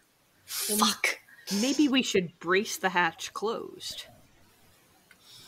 Oh yeah, They might cut the wires then, I'll- or however the elevator works. Or perhaps Magnets.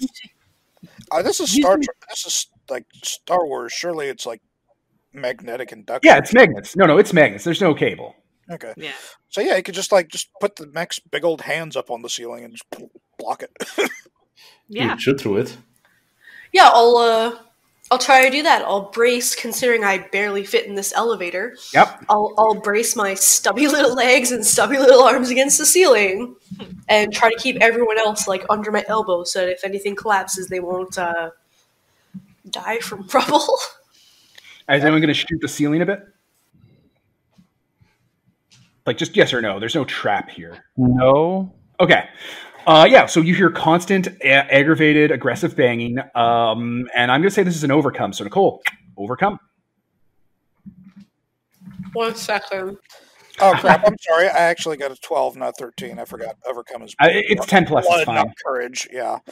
As long as it's 10 plus. I Everything. actually, at the end of this, I may swap out my blood and courage because Yeah, do it. it's Do whatever you want. this character's Absolutely starting allowed. out to run on blood a lot more than I expected. It comes up, especially in these kinds of live or die chase scenes, but the other stats are very useful. It's just right now I'm putting you through the basic game loop paces, so that's why it might come off like that. Yeah. I'd give it one more session before you lock in, just for your own kind of enjoyment. I'm pretty sure what I'm going to end up doing is take an advanced so I can have +2 in both, but yeah. Oh yeah, no, those are valuable. So yeah, Nicole, what do you got for us? Oh, is she still gone? Just 1 sec. I think I get to use plus iron for overcome, Sure. but I'm just trying to confirm that. Yeah, Just see what the mentioned dice last do. time. Roll it. Because if Well, the dice I rolled a 9 with the dice, so yeah, okay. Well, iron's +1. I have iron at +2. Is your other stat blood +1? My blood is also +2. Then you're fine. You got 10 plus. We don't Awesome. have to check it. You're good. It's the same either way. Excellent. So yeah, you just brace the ceiling. You don't have to pay a price. The zombies don't flood in and try to fight you in an elevator with no breathing room, which would have been, by the way, a nightmare. And Yeah, I don't want to swing a lightsaber around in these tight quarters. you have no idea the pain I had planned for you guys, because there's 9 of you in this elevator and a mech. They were going to start flooding it with acid. Ooh. Oh no. They were going to puncture some coolant lines and stuff. It was going to be a bloodbath. Oh boy. Oh no. But that didn't happen. So, whoop, turbolift door opens and you hit the top of the ship. What do they call it? A deck. You're on A deck, which means you hear a crunch sound when the turbolift hits the top.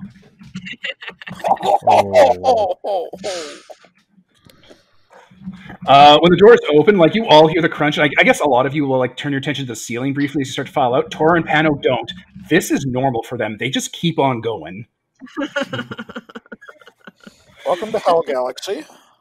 Right? I think I'm a little bit. I think I missed something. Did we just crush a bunch of people? Is that They were on what's the happening? ceiling and you're on A deck, so they crushed into the cradle where the turbolift locks into. Okay.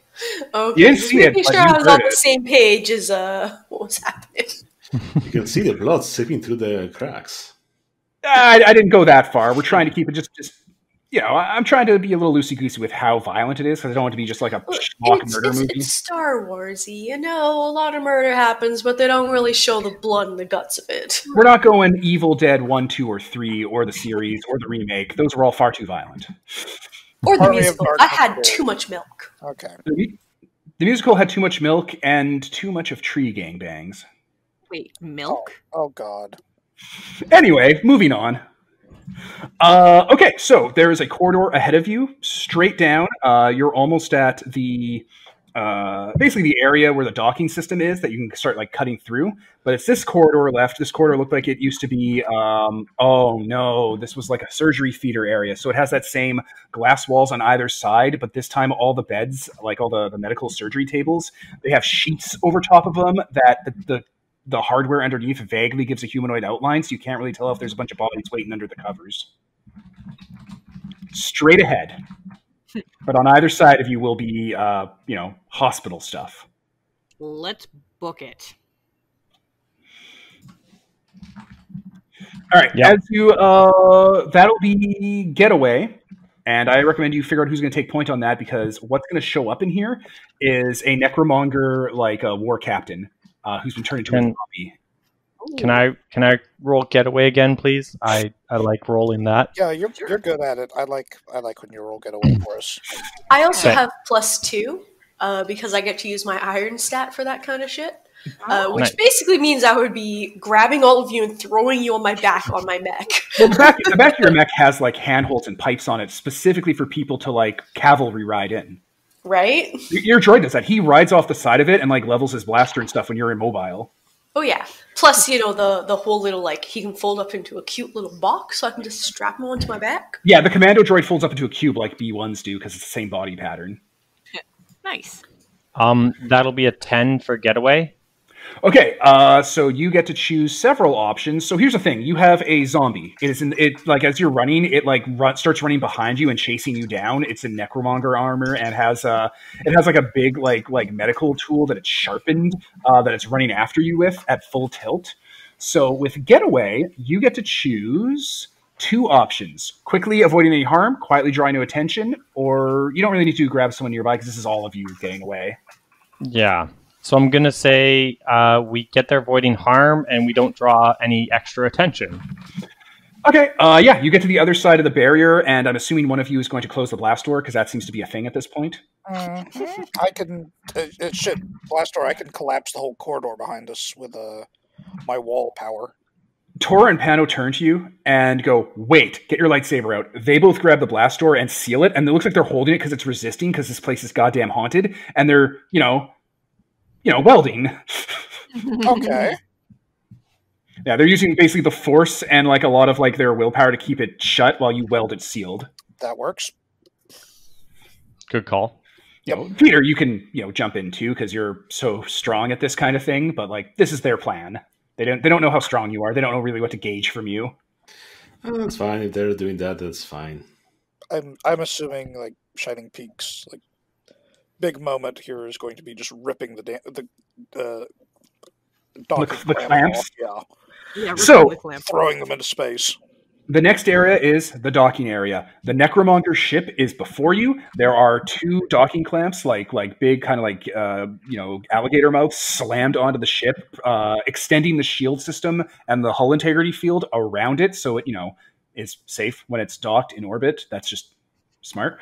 And yeah, there's definitely a scourge in here. I haven't introduced it yet, but you guys have to rip those 2 docking clamps off while this entire ship is trying to kill you. Like some of the security guns are coming online, and like deck plating is flying up like in Legend of Zelda at you, spinning and whirling itself. It's getting chaotic. This house is trying to kill you.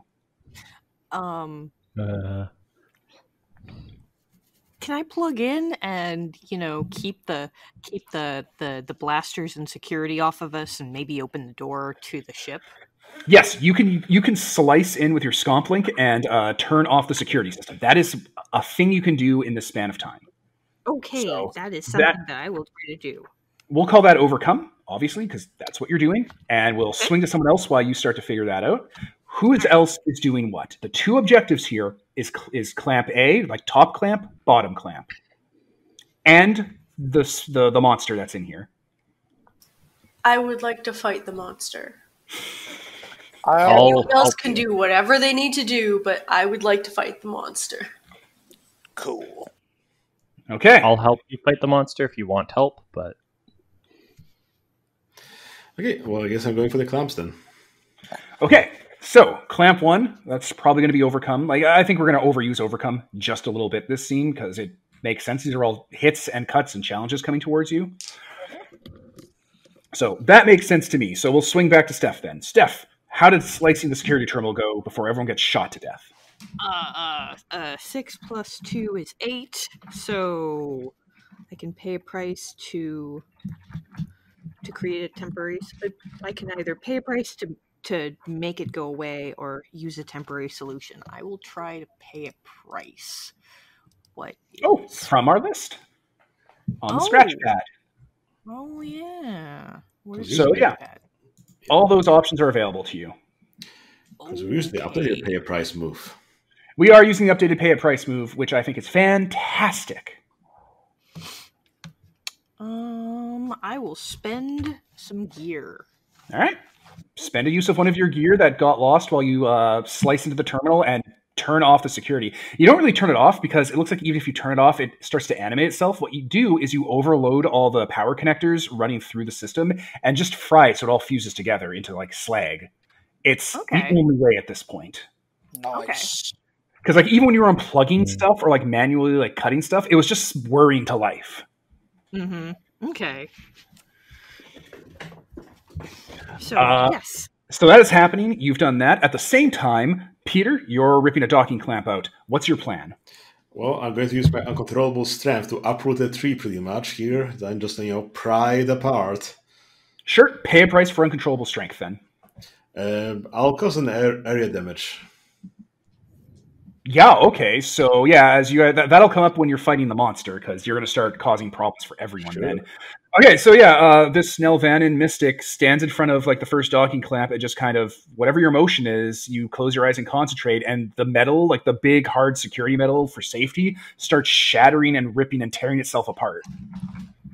Like it's not being twisted by an outside force. It looks like internally it's starting to shift and rub itself like from the inside out and just like splinter and tear. Yep. Like parts of its edges are getting hot from the friction. Damn. So that is happening. There's a second clamp. All the NPCs are basically spread out, like taking care of stuff, but like the situation is just getting worse. The floor plates are splitting open, and like hands, naked, like pale hands, are like coming out where your feet are and trying to grab onto you. Just a mass of them from under the deck plane. You can't even see full bodies down there, or like make out how many people are down there, but you just see things writhing under you, and some of the walls are popping off, and hands are coming out trying to like grab at door handles or grab at overrides.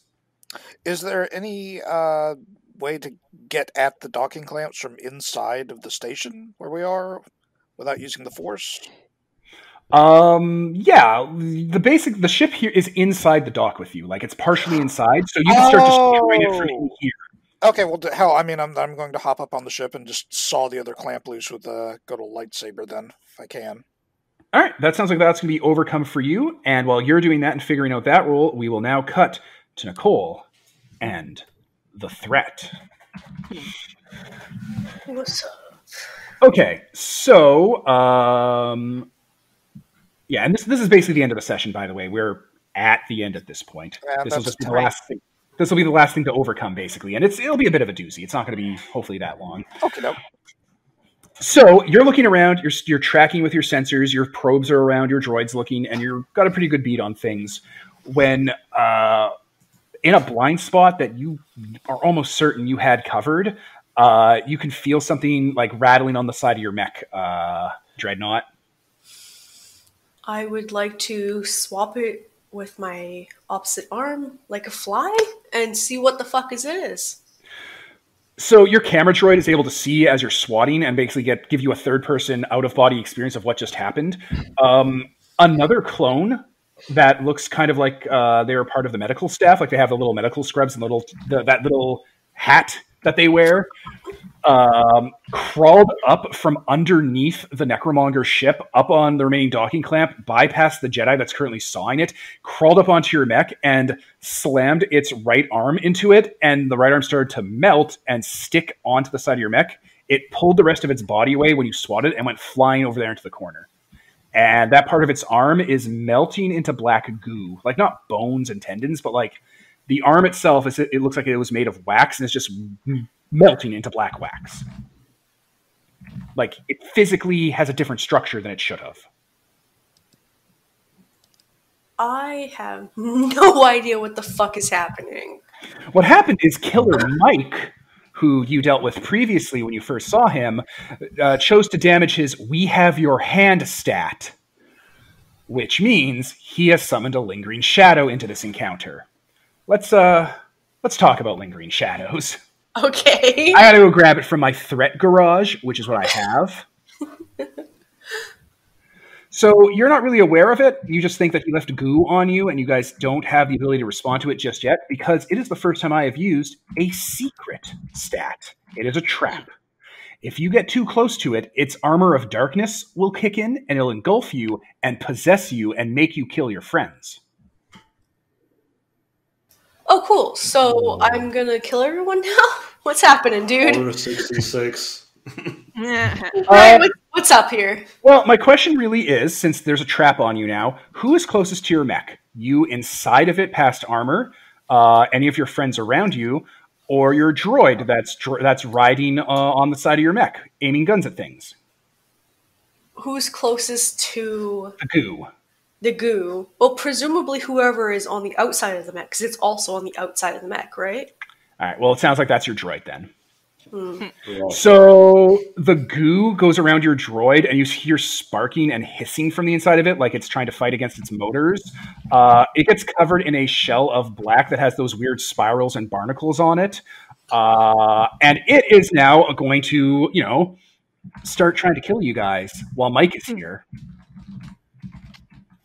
So here's the threat. You now have a battle droid that's gone rogue, and Killer Mike, which is a zombie that's going to try and kill you guys.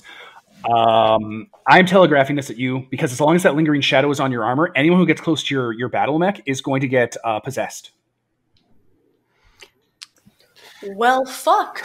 Like, can I figure that out in character? I don't see how anyone could because it's evil demon magic. Right? This sounds like a magic thing. Like, there's no way I would call that, but, like, I feel bad for not calling it because y'all are going to be fucked. I mean, the wizards saw and sensed that. Everyone here who's magic sensed a supreme unpleasant change in the environment. Well, what I'd like to do is fight Killer Mike because I hate fighting. So if I defeat them or they defeat me, I get to forge a bond with them. Oh boy! I feel like a dumbass for having used up my flashbang power. Yeah, so I'm going to be real with you. You guys can know the stats for the Lingering Shadows and Shadow Warrior. Oh my god, I've been updating the wrong sheet. I'm not on the scratch pad. I'm sorry. I thought I was. I'm going to delete all the stuff that isn't Killer Mike and Killer Bob, including the Haunted House set piece. Yeah, okay, this is why you guys are confused. You weren't seeing this the whole time. Shadow Warrior and Lingering Shadow, the things that tell you what's happening. Aha. Oh, okay. That's what we're going to call my bad. Can I keep one of them busy? Yeah. How close do you want to get to them? My character, like, Sicarius definitely doesn't like to get too close to things. I mean, he works in traps and stuff. Like, he's not upfront and personal, but he's... Oh, go ahead. I'm hacked into the system, so can I help him keep them busy by, like, using security blast or something? In any other situation, yes, and it would give him hope, and it would be amazing. That's not an option on the table, so helping him really does nothing at this point. And by helping him, I mean like trying to aid his action. What I would recommend doing, and this is probably what you were suggesting anyway, is use the security system to like try to get advantage on one of these threats, so someone else can use that advantage to finish them and take them out in combat. Yeah. Okay. So if you want to do, if you want to do keep them busy, all you gotta do is pay a price, and you can do that. No, I have to roll for it. Not you, Ian. Steph. Okay, sorry. Yes, because you're not keeping them. You're gonna try and do something else, right? Okay. No, I deliberately want to keep them busy and someone else overcome because I get things for keeping them busy. I don't get things for other stuff. Well, I mean, like, can't you keep the group nearest Nicole busy, and then Steph with the security system can help the Jedi fight that works. Killer Yeah. Mike. That way, that works. everyone gets advantage on these two and gets a chance to kind of deal with this before it escalates. Yes, that works. That's fine. Also, everyone here can know what Entangled in Shadow and Armor of Darkness does. Like, you can know that you can use Bright Light or Intense Fire to destroy them and remove the threat. Okay. So, Okay. you know. The next It's incoming... it's like the goo from Alan Wake. Yeah, or it's like Venom from Venom, 2019. Oh, I got an idea then. By the way, I rolled a 10 on my carving job on this clamp. Okay, you're able to get through, make a lot of progress on the clamp, but have now been distracted. So I'm not saying the clamp is totally cut off, but it's basically solved until after you deal with these two. Once you deal with these two, you can focus on it and give the last good kick it needs. No, that's good because I've got I've got a use in mind for all this orange to white hot metal that I've just carved into pieces around me. That's probably for the best. So yeah, the clamp is essentially dealt with, presuming you can like give it the one solid kick it needs. So that's done. The people who are keeping busy, I guess this is your time to give people advantage. Okay. I rolled a 6. Yes. Cuts. You don't have. Is it with your stat bonus? That is with. I rolled a 4 plus 2. Does anybody have a power to like modify his dice or give him Steph a reroll? does. I do. Yes. Ooh. I can re-roll one of your dice. I will if you're okay with that. Yeah. I guess this is the time.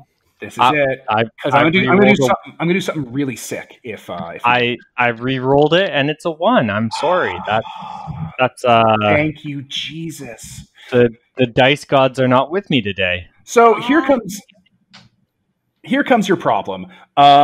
You were trying to distract which group are you distracting? The droid problem or the Killer Mike problem?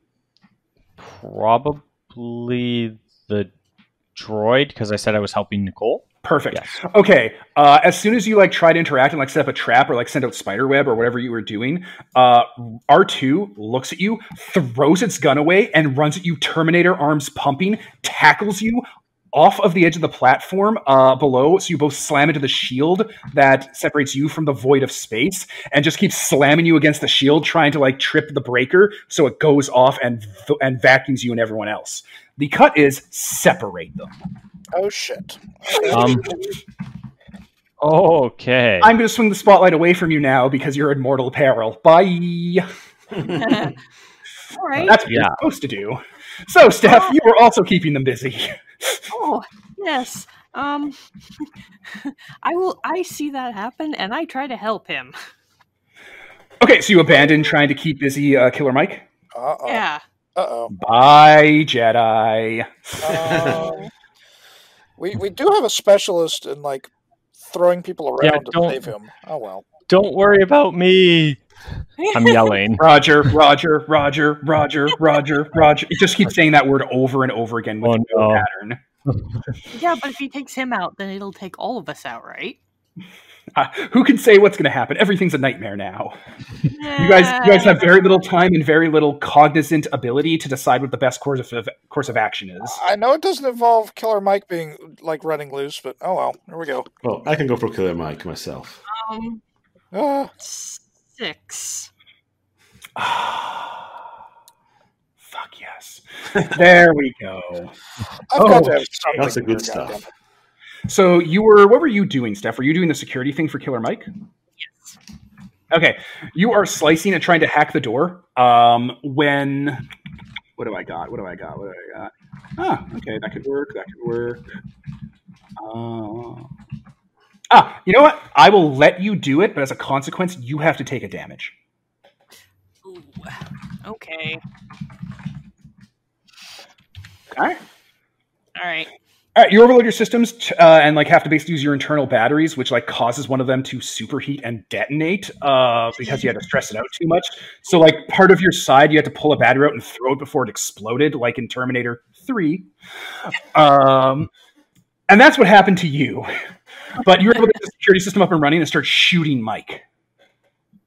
So Mike now has advantage floating around on him. Who, if anyone, would want to claim it? I'd like to claim it. I'm just looking at. Remember there's a new move like kill with advantage or something like that, or Yeah, kill with advantage is a thing for the Empire. There's them. But like, that's just finish them, right? Yeah. No, actually, strike for advantage is you pay a price, you burn an advantage, and you damage them without rolling, because that's when it's really important. But I guess you can just roll finish them to just finish them. Oh, and the two people that did keep them busy have to pay a price. Y'all know that, right? Oh, okay. Because you're still in the Evil Dead. Besides Oh. getting damaged. Yeah. Aw. Yeah. Wait, so I took damage No, and I'm paying a price? Yeah, you paid a price just for doing a move that wasn't escaping or overcoming a problem. Oh. Keeping them busy isn't either of those. And then you took damage for failing. Oof. So paying a price is I can damage a list. gear? There's a list. Yep. Oh, from the list. Yeah, pick from the list what hasn't been checked. What hasn't been checked? Yeah, Yes, you gotta go spend first. yours been checked. Since you picked it first, I Okay. think. Take damage. And then You guys can decide, as you're going, because we got to cut back to. I'm going to suffer a setback, but yeah. Oh, good. I'll tell you what that setback is. I got something primed for you, Spider Boy. All right. So we will cut to, I think it was Peter. What were you doing? I was finishing them, and I'll roll with blood to just murder Mike. Pay your price. Okay. I'll go collateral damage, because that's my always an option. Or better yet, I'll lose my weapon, and the weapon I'll lose is my boulder, so I just rip a giant chunk out of the whole ship and just toss it at them to spend it, whatever. And then just, Yeah, I imagine that's what the boulder is. Like, it's just scrap, like Yeah. a good piece of scrap environment to throw. I've always imagined that would have been for you, because you're that kind of video game character. yeah, Oh, pretty much yes. just rip the environment at them. So I rolled an 8, so that means I get to damage them. Okay, so Killer Mite's stack is right there in front of you. He has It's a Trick, Get an Axe, and Grave Encounters. I would recommend Grave Encounters. Sure, I'll pull off a wavy sword I had that's piercing and melee, and go for the grave encounters here. Perfect. I'll Just strike stab that him. off. All right, so you throw your sword into him with the Force, or you throw yourself into him with the Force propelling you. There's a lot of high-stakes wire fighting happening in this horror movie. The genre is all over the place, and I'm here for it. But yeah, you stab Killer Mike, and with, I guess, a normal sword, not even a vibrating sword. Yeah. And he falls back and loses his footing and basically falls onto the shield below where Sicarius is currently fighting R2. Okay.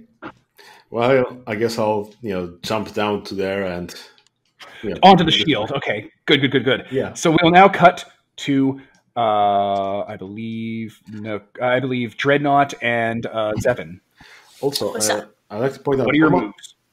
Oh, what's up, Peter? someone checked out that someone else gets damage that you have bonds with. Who was that, and who gets damage for that? Oh. I did that because I had to pay a price to keep them busy. So, who do you damage? I Yeah. damaged my Someone else. Someone you have Guard. bonds with. Ah. one of the droids that I had with me. Ah, perfect. That's excellent. I love it. All right, good. Now you don't have a bond with it anymore, which means it stops being your ally. But that's fine. It won't betray you. Something else will happen to it. Something better. So yeah, the security turrets are opening fire everywhere. There's a nightmare. People are standing on a force field at the bottom of the ship, or like at the bottom of the docking bay now. Things are escalating. So, I can feel just the dark side, or something fucked up, just boiling off of that black shadow that Yep. Ari crap stuck to the hull of Dread's, The dreadnought armor. Dread's armor. Well, I do have all these neatly triangled little sections of docking clamp that are just glowing red hot right now. All right, yeah, throw it at it. I don't even think that's an overcome. That's just you throwing molten metal on it. It's not like it's going to move or anything. So, yeah, you can just destroy. My plan was to take take one of those. Use the force to kind of scrape it along the hull there, and then whip it around like a boomerang into Killer Mike. I mean, that's like into Mike, not the shadow stuff on the armor. No, I'm going to pass it through. I'm going to whip it in sort of an S pattern across the armor and then into Mike. Yeah, okay. Sure. I'll let you have the armor. So, Nicole, your armor is no longer being possessed by the devil, and you don't have to worry about it creeping in and getting you Venom style anymore, which was actually on the table. Sweet. So you are back in the saddle, and overcoming Mike. For Mike, do you got anything you can spend on it? Other than making a stat move? Like, do you got something you think you just kind of throw at it effort-wise, like a spell or something? Let's see. I know, right? Oh, God almighty. Maybe one of your lantern moves? Or lantern or little light stuff? Yeah, if you do wall, if you spend wall, you can basically you can basically use the force to scrape with your lightsaber all of the molten metal off the top, like on a cheese block, basically with a hot butter knife, and scoop it, hold it with the force, and just dump it on Mike, and that'll give someone advantage. Yeah, let's go with that. You can crown for a king him with this molten durasteel. Oh yeah, I like the sound of that. All right, yeah, he gets splashed with molten metal, and it doesn't damage him. This gives him advantage. If this was anyone else, that would be the abstraction for damage, but he has half of him covered in molten metal that's just searing and burning him on the ground, trying to he's getting up and trying to walk over to where Ian is to start kicking Ian in the head and killing him, and he's just laughing the whole time, being slowed down by molten metal. Clone trooper. So there's advantage, and the one person who hasn't done anything quite just yet is Nicole. Okay, Kill your brother. What stats does this thing have again? Mike has one stat left before you disable him, and it's called It's a Trick, Get an Axe, which will just knock him out, and then he'll reappear later fully healed trying to get you again. But if you escape, that won't happen because you'll be too far away. Okay. Because, he's not a wizard. I have advanced weaponry, which means I can be dangerous, ranged, and piercing, but only one at a time. I would go with ranged. Just shoot it?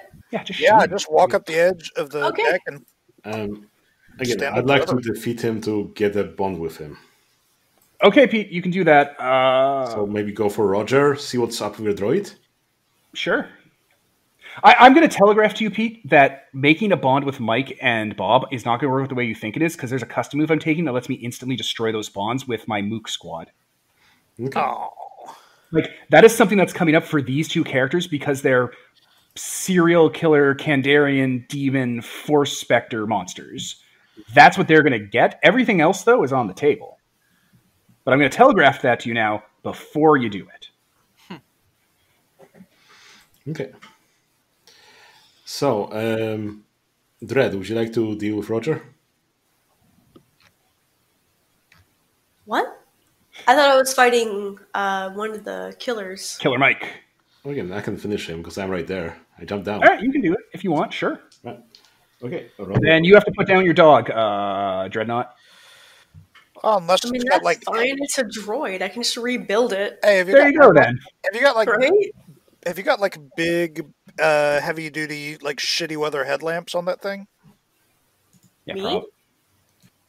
Yeah. Yeah, okay. If Devin says sure, yeah, whatever. So Master Jedi hints you should use the light. Yeah.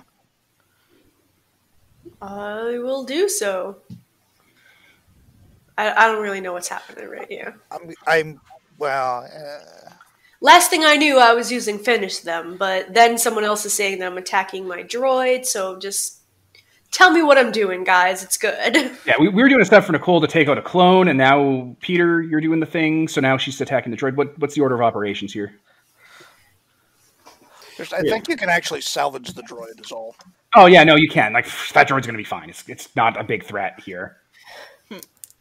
I mean, without blowing it to hell, but yeah. What do you think happened to it the first time Nicole killed it? You think this is the first time she's killed this droid? Yeah, never mind. That's true. Droids are immortal. If you have all the pieces, you can just put them back together. Okay, so I rolled So, Pete, a 6 on finish them. and that's what you get. No! That's what you get, Peter. Yeah, I'm going to suggest raining down fire on Killer Mike as in the original plan. Yeah. Okay, so I'm going to reveal, show signs, deal damage. You know what? Yeah, I'm going to reveal an unwelcome truth and tell you something you don't want to hear. The comm system flickers to life as Kim was working on the security system, and over speaker, you hear a distinctly reptilian voice say, "Mike, Bob, I'm docking. Don't be in the way." Rock out. Man, I didn't want to know that. We need to Don't be on tell that me ship that. now. So this is what I'm going to do to you guys now, because you're dicking around on this and not saving yourselves fast enough. Killer Croc's going to show up and make this much more complicated soon. Why Deal don't we with get this on- problem and run. Can we? Can we just go? Is there any reason we're staying Yes, here? I mean, yeah, we've got Spider Guy being murdered down there, but Spider Guy, Sicarius, is on a shield. If that shield fails, he'll be blown out into space and will die. Your droid, possessed by the Venom symbiote, is currently trying to strangle him and bash his head against the wall. By the way, Ian, you can actually take an action and stuff too. The spotlight can come back to you, of course. Yeah. Compounding this is Killer Mike, covered in molten cooling metal, is walking along that shield to go over to where the droid is to help him do this. All that needs to be done is for Killer Mike and that droid to be shot to death. Yeah. Someone turn off the shield. Someone grab the spider. By someone, I mean one of the Jedi. And I'll shoot the droid. no, the shield is like the air bubble that keeps us from all being blown into space. Then Yes, someone the only who's thing- They're standing on the force. then someone who's really strong should hold you all in place until the shield comes back online. Yeah. Yeah. I'm gonna try and get away. Yes, That's that a is something good to do idea, with, since that that is doesn't cause something. damage. It does not make you have to pay a price, because getting away is one of the 2 moves you're allowed to take in this scenario. Okay, I'm gonna try and get away because I have all my rope and spider thread. I assume I just Spider-Man You're lasso Spider-Man. something and Yeah. No, I'm imagining if the thing opened, I imagine you sign up Spider-Man hammocks to catch people so they wouldn't get blown up in space like a hero. Oh yeah, exactly. And that's Grace, and I have plus. Oh wait, Grace is. Wait. What? Uh-oh. Getaway is rolling Grace. Yeah. Okay. I need to up that stat. That stat's damaged. Can I roll when that stat's damaged? Yeah, but or you no? roll 3d6 and keep the lowest. Oh, great. That's fun. Cool. Am I able to overcome Okay. it instead? Wait, sorry, what was that, Nicole? Am I able to overcome for Sicarius instead of him rolling his damage stat? He's trying to roll getaway, not overcome. Okay. Yeah, I think she's But- basically asking, can she just blow the fuckers off of him? And Actually, what she could do with getaway is like speed as fast as possible to where he is and grab and just try to rip him away from them. Because one of the getaway options is you take someone with you. Yeah, can I do that then? Yeah. good idea. And I'm fairly certain that getaway is one of the things that I roll iron for. Then roll with iron and let's go, because we're at the end. This is the end of it. You just have to get onto your ship and leave. So a 4 and a 4, so 8, 9, 10. I rolled a 10. All right, Yay. you blitz in, avoid damage. I'm assuming you're going to take. You grab Sicarius and jet up on your booster fuel and land, taking him with you. So the only thing left on the shield are, Mike and your droid. I tell everyone I am about to drop the shield. Grab onto something sturdy. And everyone will grab on to Shining Peak, and she will keep us in place. I will also put down a whole bunch of webs. Yeah, Spider-Man style. I'm not even going to make you guys roll because the three of you working together, you probably use Nicole's character as an anchor point. There's a bunch of Jedi here. Shining Peak's a powerhouse. You can all do it. You could probably even pull material around to make like a shell around you to keep you in place till the shield comes back. I'm straight up picturing Shining Peak curling us like Captain America with the helicopter. That is what happens. Yeah. And like if this is a Gennady Tartarovsky character, then your sleeves definitely burst as your muscles like flex a bit. Hell yeah. Because Gennady is very thirsty for buff women. It's real. All right. Real. Right? The giant vampire from Resident Evil. Oh my god, the tall vampire. Have you seen Tall Vampire? She's so tall. Oh, I don't know, 13 feet with the hat. With the hat. You're so funny. Like, it's amazing. Anyway, you guys definitely handled the situation just in time for Killer Croc's, ship to start arriving, and you get onto the, the Death Eater ship, the Necromonger vessel, blow the last clamp, and drop it through the shield and fly out of here, hitting the hyperdrive as fast as possible. The Death Eater ship. Fucking Lucius Malfoy. The Ron Weasley Express. We've stolen the SS Lucius Malfoy. Let's get our dog. So yeah, we'll go for the after session and like the cooldown now, because that's kind of the phase of the game we're in now that we have gotten past all those threats. So you have all piled onto the ship. I'm just going to assume you retrieved the droid because it's not that hard to do once you I was going to think you guys were going to cycle the engines and try to like flash all of the things in here with like engine wake. So you can just do that to Bob and the droid to like get the darkness off of them and then collect your droid to fix later. It's in pieces.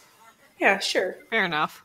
Right? I like this little buddy. He's my little mascot. You also probably had to kill Steph's droid that she lost her last bond with because it got inside it and was about to turn on y'all. No. It went Don't worry. Yeah, it got into your hand and went bad, but don't worry, Nicole can fix it because she has Tinker. Okay, neat. Plus, I mean, it's a droid. It's fine. Right. Yeah. The setback I was going to have Ian suffer was going to be his spiders were going to turn bad and like try to like chew on him and stuff, and I just didn't get to it. So you skate by this time. Oh no! Oh no! You skate by this time, Ian. I know. I'm quite a lot of damage over here. Yeah. Actually. So you guys get everything in motion. You hit the hyperdrive to a destination that's far away from here, so you get some time to recoup in hyperspace, which is sometimes what people just do on the run. They'll just stay in hyperspace for a while. It eats up hyper fuel like nothing, but hey, it's not like you paid for it. We'll stay in space between the systems. Yeah. So, you all sit down, I'm going to guess, in like a communal room on the ship. We'll get to what it looks like and how you're going to customize it and all that later. We'll have time pass.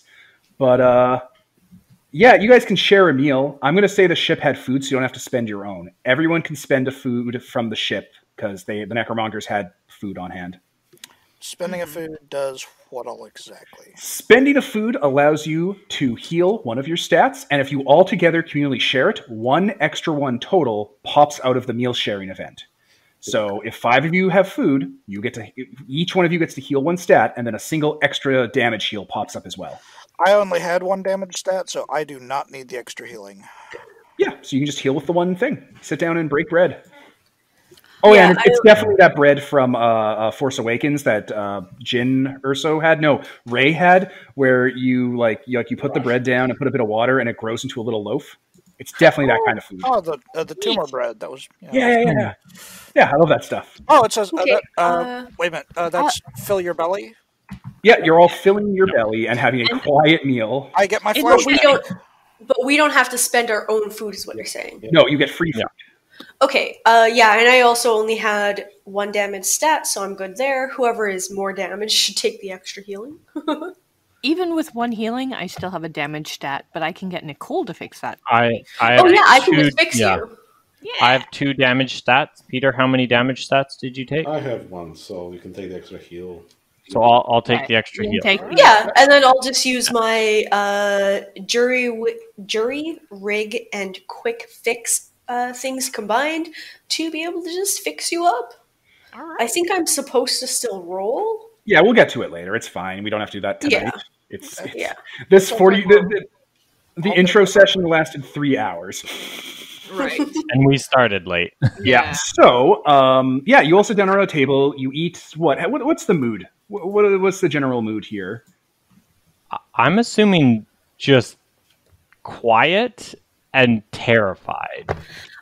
For my part, that was freaky.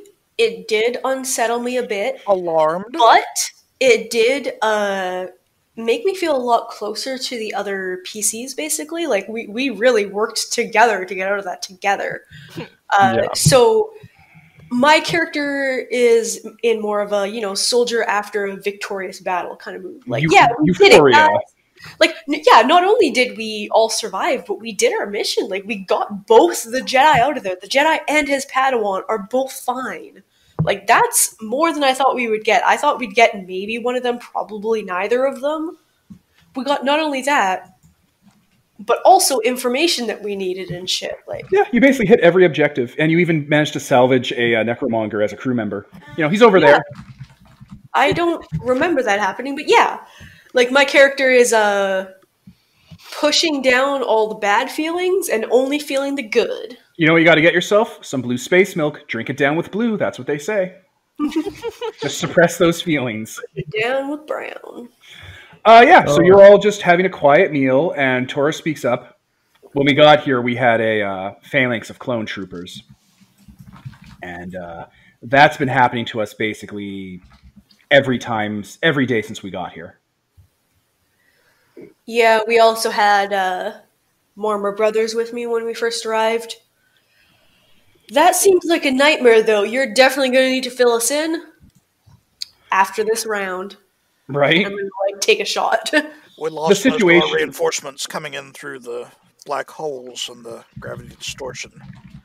Oh, bitch, don't we not have any in character, I did not say oh, bitch, just to be clear. We don't have any reinforcements, to be clear, right? No, we pretty much are the reinforcements, yeah. Yeah. Rudwar looks pensive and kind of looks up. Well, this has been one of the most successful missions we've had in a couple of years. This is probably the right track, I think. What's going on in this place? Something isn't right here, and I don't think anyone involved knows what's going on. I think the Trade Federation, in their stupidity and short-sightedness and greed, tapped into something they don't fully comprehend.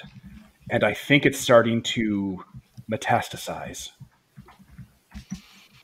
That sounds like something they'd do.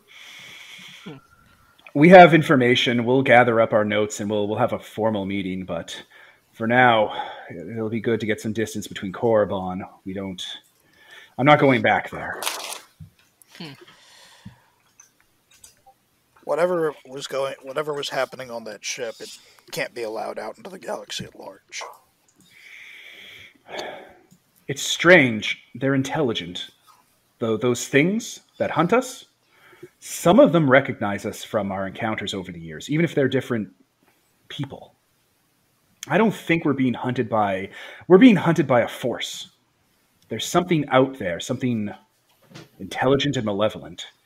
And I don't think it's alive. Drop a hand on his shoulder. There's only one force in the galaxy. And it will prevail. He kind of looks at you because the way you said that line can go either way. Because the dark side of the Force exists. And he takes his stride and goes, Hope will see this through. And we'll just star wipe close out on that, with the camera panning. It is not canon. Thank you. So we'll just do that swipe zoom Lucas likes to do, where like the circles it comes in and the credits start to roll for the episode. And closing music. Incongruously cheery, yeah. Right? We have to do the ending, and I don't think a lot of you have done this before. So what happens is we all say who we were, like I was Devin, someone's going to say they were they, and then I wrap up at the end. So, I was Devin. I was Stephanie. Nicole. Peter. Ian. Holden. And this is sponsored by nobody. signing off.